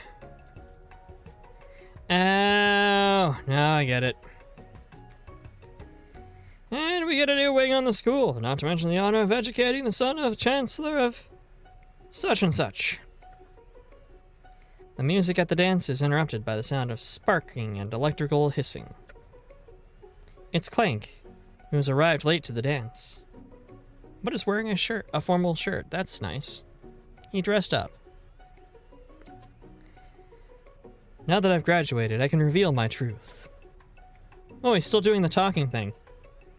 I am Clank, and I'm not of this earth. I'm actually from a faraway planet in another dimension. What? What? But like I have choice, do I get limited edition rum raisin Salma or KFC? Honestly, I put just about anything that's not KFC, well, just about anything that's not fast food over fast food. Then you know how to make that Selma. This has made me hungry for KFC, and I'm going to bed after this because I should have been in bed an hour ago. It's like one bun versus probably a good amount of KFC. KFC is good. I'm not big into chicken. I got kind of a mental block on it, to be honest, but I do like the Colonel. I do like the Colonel.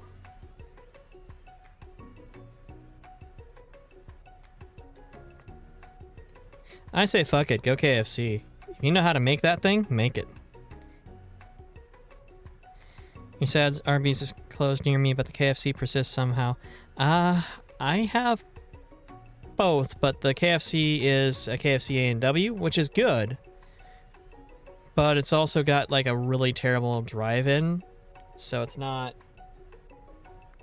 How did my cat make that much noise dropping down? That's like 2 feet. Too lazy to make it, so probably try to get both. Man, get some cooking in. Do it. Get some DIY. Now where was I? Oh yeah. What?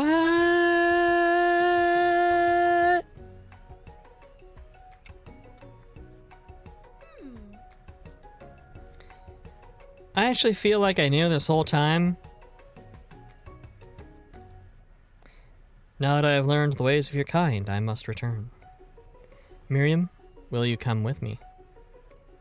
I mean, if you rub her right. Also, KFC is kind of new here, so the waiting lines are an absolute pain. Oof. Going far into the night today, huh? Yes, Raffi, we're actually almost done. Also, welcome back, darling. It's like fast food, I ain't waiting my 6 chicken strips for 40... No. If it's 45 fucking minutes, it's not worth it. Sheep evaded you. I'm sorry to hear that. It's your fault for trying to go to bed before you normally do. Even though it's would have been a relatively reasonable time frame. Relatively. KFC is apparently great everywhere but here. That's the way a lot of the fast food is. Also, Kels, when did you switch to pink?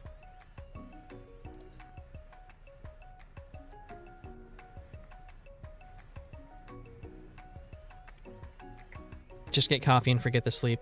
I mean, he's a college student, so that's going to be something he needs to master anyway. You have KFC in your new city. Nice. Honestly, the pink looks good on you, Kels. Miriam, will you come with me? Insert sex joke. I don't know what to say. Besides, no, obviously. I've just begun to learn who I really am. This isn't the time for me to devote my life to figuring out who you are, Clank. Yeah. 100%. You're almost a college student.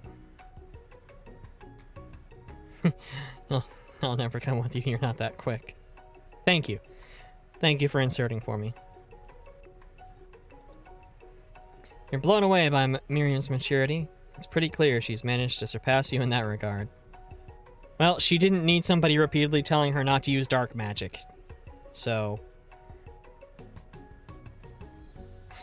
just stay FWB with Clank. Yes. I'm uni student at break year, should get job. Honestly, job is handy. At the very least, job gives money and job gives regular schedule. Something that if you have a problem with maintaining a routine like I do, it helps. Because otherwise you start to spiral. Especially, I don't know if you do, but I deal with depression and anxiety problems pretty fucking hard. If there wasn't some amount of routine, then I don't know what the fuck I'd do. Then you can hang until autumn and just go back to school. That's... I'm not going to tell you what to do, darling. That's actually... That's definitely a your call. If you can make it and not be incredibly bored, do it. If not, employment. Become a master chef. Deal with the intrusive thoughts when I'm trying to sleep, and that sucks. Yeah, that... Oh, Raffi, darling, that's harsh in a lot of what I deal with. I'm sorry. You've been bored as heck, and you've only been unemployed for about 6 weeks. Yeah.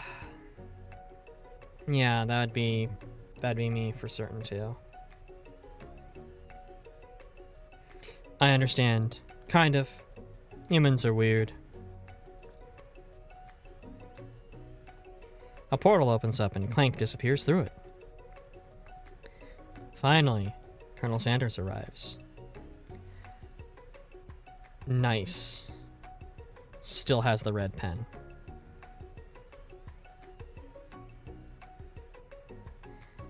Howdy, classmates.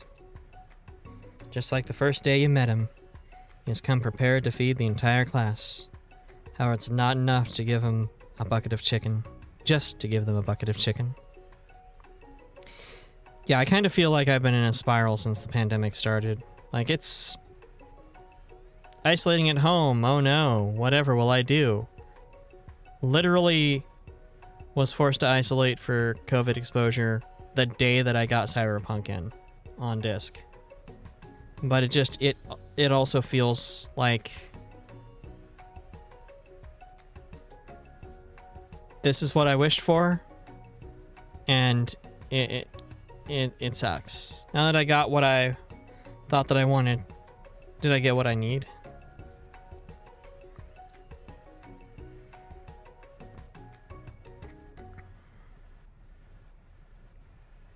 And yes, everybody look at Kel's tweets. Kel's posts some really good tweeters. You're a pink mass floating in juice inside of a skull controlling a bone mech that has flesh armor. Fun fact, Kelly OCG is a company. I don't understand what it is. It's verified on Twitter, though. No affiliation with OGCS or OGC Swarmlord, though. Just like the first day, he has come prepared to feed the entire class. However, it's not enough to just give them a bucket of chicken. This time, it's a full meal. I didn't get to be the most famous chicken man in history of chicken and man by not reminding people to go out and buy my chicken.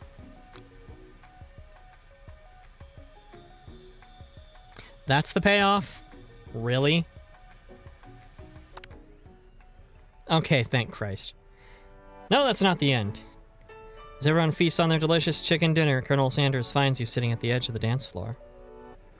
Fluffy, what are you doing sitting all alone? Oh, you know, just waiting for the right person to ask me to dance?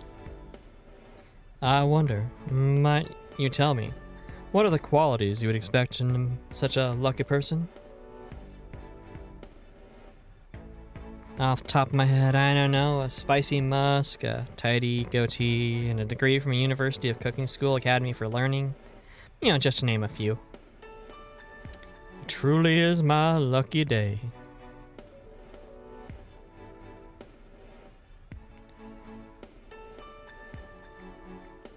Would you dance with me? Yes, I would love to. As you glide across the dance floor, hand in hand with Colonel Sanders, the future stretches out in front of you. And once my 100th franchise is up and running, I'll be ready to take a day off. And I'll be so glad to spend it together with you, Fluffy. How sweet! We'll work together and play together.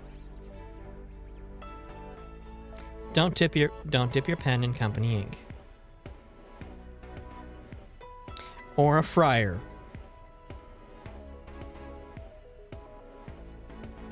Colonel Sanders stops dead in his tracks. Work together? Well, I think it's something I just need to do by myself. But who'll help you run the restaurants? I don't believe I need help. Besides, based on your time at school here, do you really think running restaurants is your best path forward? Made a cute Valentine's pic of him. Aww. I also don't get discount chocolate because it's not Valentine's, or the equivalent to it is in June. Oof. Why Sanders looking so good? Like handsome? Because Sanders is goddamn gorgeous. Could it be? You found a love connection, but failed to earn Colonel Sanders' respect as a chef? Can you live with only half of him? Will you be able to endure sharing him with his other love, the life of an entrepreneur? I suppose I could enroll at pastry school. Oh, my dear Fluffy. I'm sure that you'll find your place eventually. And along the way, you'll have me by your side. The end. So I don't think I got the good end on that because I mangled my hand in a mixer.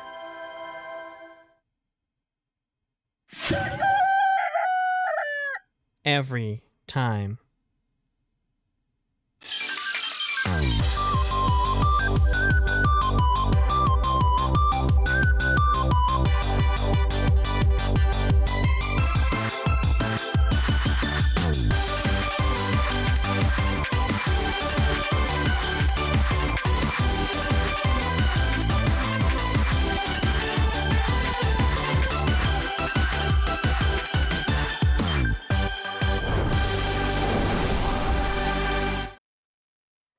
That's still really fucking loud to me. Oh my fucking god. Ow, my ear holes.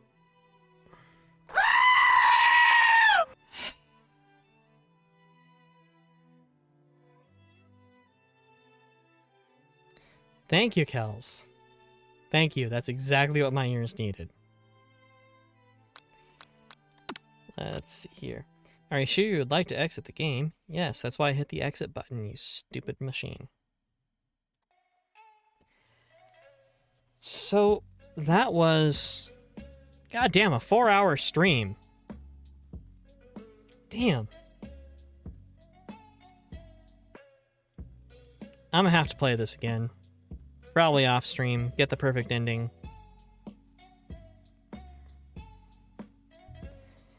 It do be 8 p.m. or 8 a.m. there. Yeah, it's 10 over here.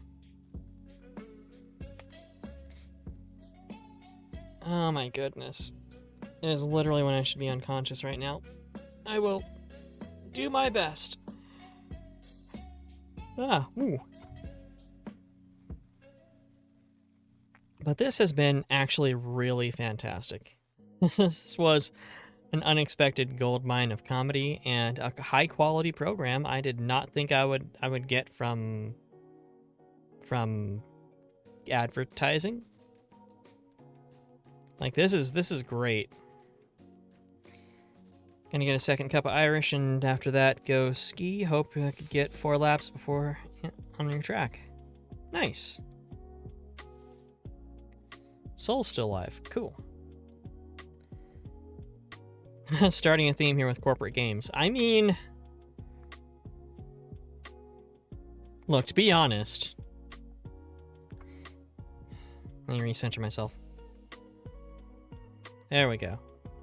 To be honest, if I as a kid had access to a dating sim like the Colonel's, like I Love You, Colonel Sanders, a finger looking good dating simulator, I don't think I'd hold Chex Quest in as high of regard coming back to it as an adult. Like, goddamn, that was a remarkably good game. I need to grab their VR game, and then the first thing I play when I get my VR setup functioning again, after slowly stabbing it stabbing it in its smug fucking robot heart with a knife made out of bone to show them I don't need technology to win against machines. I should totally play that one. You've got a list of less streamable dating sims if you want. Honestly, like I said, I don't, like I said near the beginning, I'm not big into dating sims or visual novels anymore. I played a lot of them when I was younger. A lot of them were way more pornographic than I should have been exposed to, but it was the 90s and unrestricted internet access. So, you know.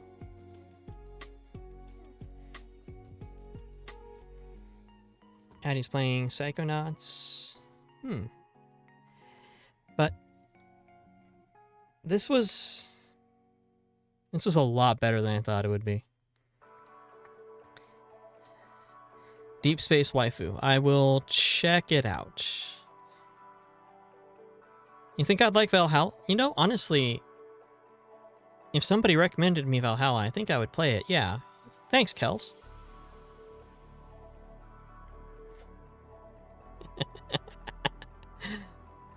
But seriously, yes, Raffi has referenced that one a lot to me as well. I have it. I'm certain I have it. I believe I have it installed, for that matter. Bring up Twitch. Immediately hit pause.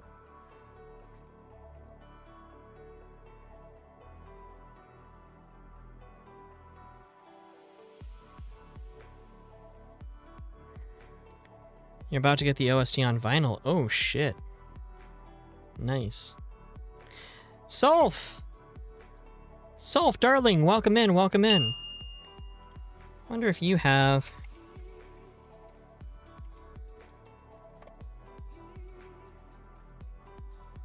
I don't know, Green. I remember the moonwalk from Why you furry?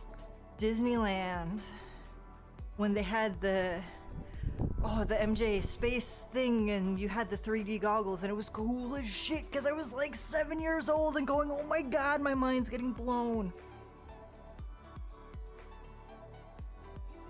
Darling, is there something you need to talk about? Wrong button, shit. Is there a confession? It's okay. You're safe here.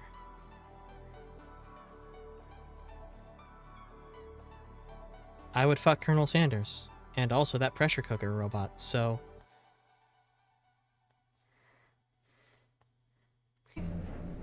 Ah, yes.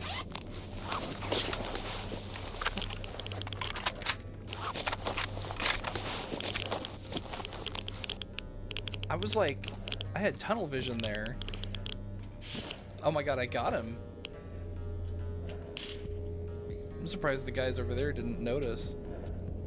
Or maybe they did.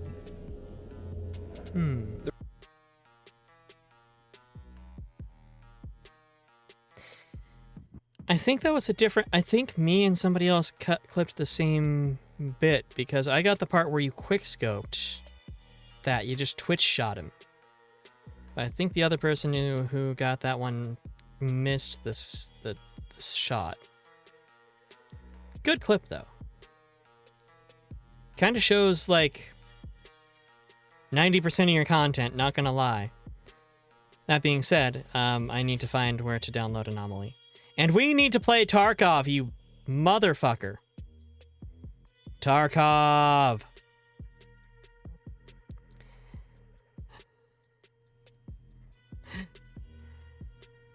Aiming for the one where the body twitched. Ah. Fair. Been playing a lot of erectile dysfunction off stream. Yeah. I was literally asteroid mining earlier. Before stream.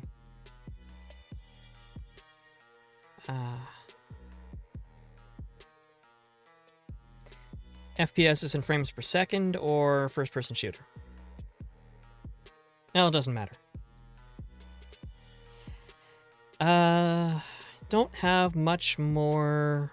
Don't have anything in particular to cover. Fun fact, there's an OSHA regulation called steel erection. A whole chapter. Yes, about how to put up steel objects.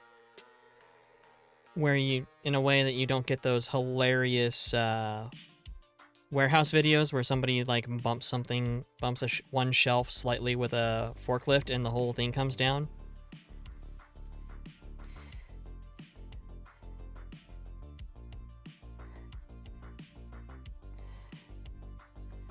Oh, you had a major FPS crash. I'm sorry about that. Do you have the privilege to post links? I don't know. Find out.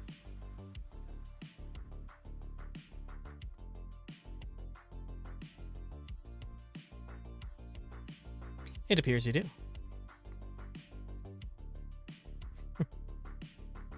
Okay, let's click this real quick.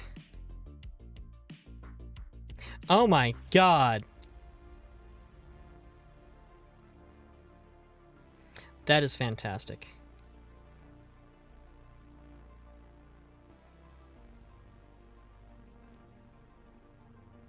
I think I have that maid outfit, but it won't look as good on me by any means.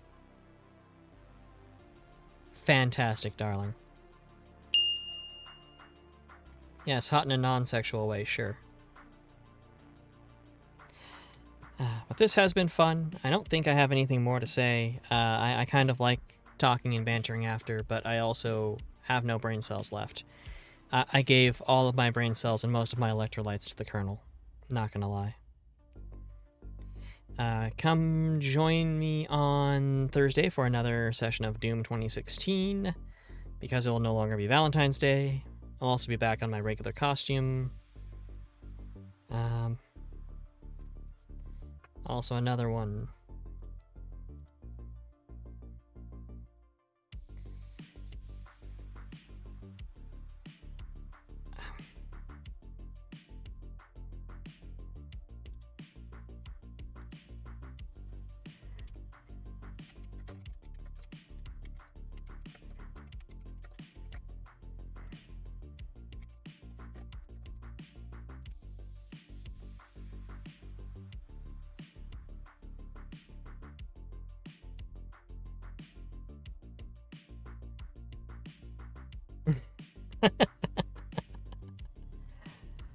But yes, Doom on Thursday, and then the next 2 Sundays I will not be here. I'll have to do something special for the Sunday that comes up after that. I believe I don't think I have anything. I'm pretty sure I don't think I have anything after that. But this Sunday I have a monthly Dungeons and Dragons game where I'm playing an Eldar Harlequin who was shunted into the D&D verse and is a little crazy and kind of a shitty person. So that's always fun. Church, yes, exactly. I am 1000% the type of person who can walk into a church and not burst into flames. That is, I mean, I am ordained actually. Fuck church. And then Sunday after that, I'm hosting a friend who's going to be in town for the weekend, so I might be able to stream, but I probably, like, by the timing of it, but I will probably not have the capacity. Because spending a weekend with somebody in my personal space, while they are always welcome here, without question, is goddamn exhausting. Especially when it's the person who, on Black Friday, when he came over, said, hey, let's go hit a mall. Oh no, wait, let's make it 2 malls! 2 goddamn malls during Black Friday this person drugged me through. I mean, one of them was almost closed, and the other one was the South Hill Mall, which has like 5 people in it, but still.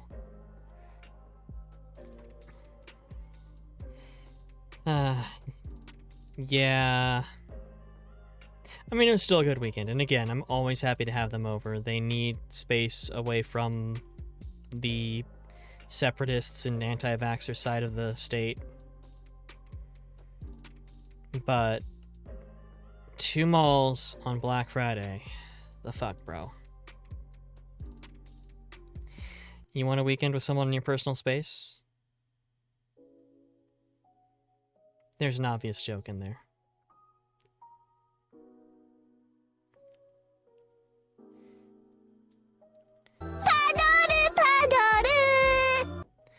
That scared me, and I'm glad it did. Yes, you were there for Mall 2. When I was 100% exhausted and over this bullshit. I'm glad he didn't want to walk anywhere on Sunday. Except to his goddamn car. Thank you, Sulfurish. This was actually... let me drag up my VC face and shrink down a bit. Show you briefly before you leave. Ooh, beep.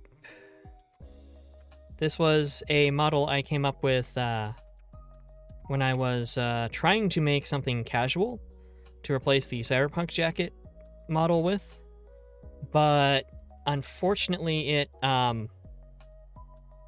this is an everyday wear would just not quite work, in my mind. But it turned out pretty good. Yeah, the low-rise striped pants. Tight low-rise striped pants, of course. It combined several components from different bits. And it's also where I started applying artist gloves, which I didn't realize was some subconscious foreshadowing on that. I'm going to be doing more art streams. I'm going to start streaming actual drawing of things. Of course, the paint splat shoes that I absolutely love.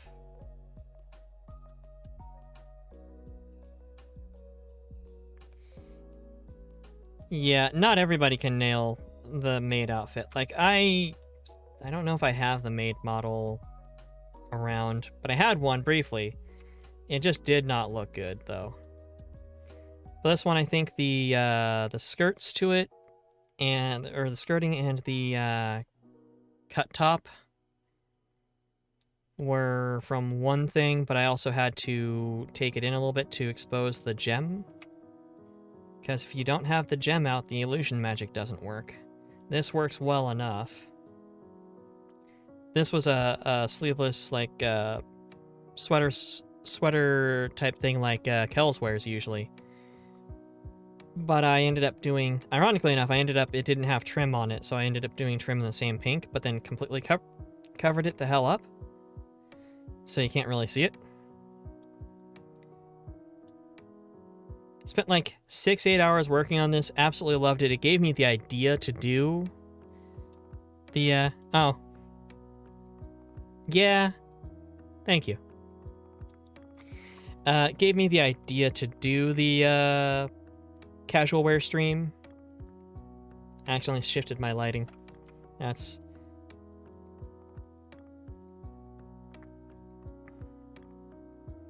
whatever. But this one I knew was something that I would have a use for certain, but just wouldn't be like my main go-to. And then my main go-to came out kind of similar, really. But yeah, this is the model I call Purple Love. It's subtle, isn't it? But you have yourself a lovely, lovely sleep, Solf, darling. Hope everybody has... Let's float that window back down, damn it. A wonderful night. And I was looking up somebody to raid. I have a few people on.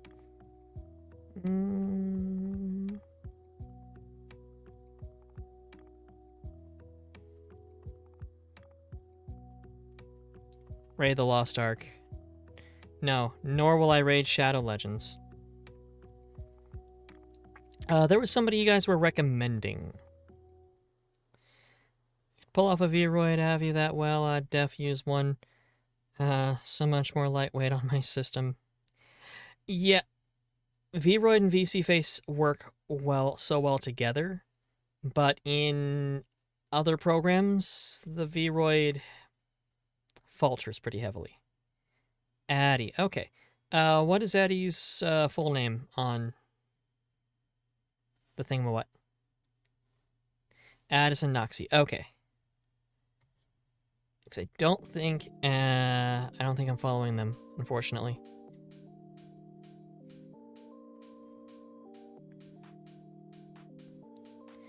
But let's go ahead and yeet raid.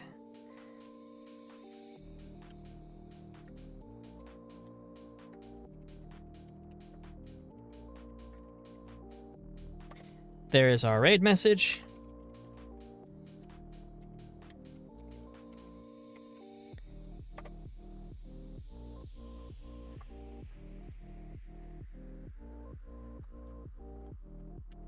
Copy it myself. Get out of here before y'all realize how fucking horrible my lighting was. Night, Raffi. Good night to all of you darlings, of course. Thank you all for showing up. Once again, thanks to O3 General, who is still the newest darling. Thanks more to the person who knocks him off that fucking table. Always happy to stream, especially always happy to have you in here, Kels, darling, and Raffi and Maeve, all of you. Sulfurish, certainly, without question, darling. I said darling. There. Yes, she gets her own darling. But as always, have a lovely night, and be the monster you needed as a child. Love without hesitation. And fight for peace. Goodbye.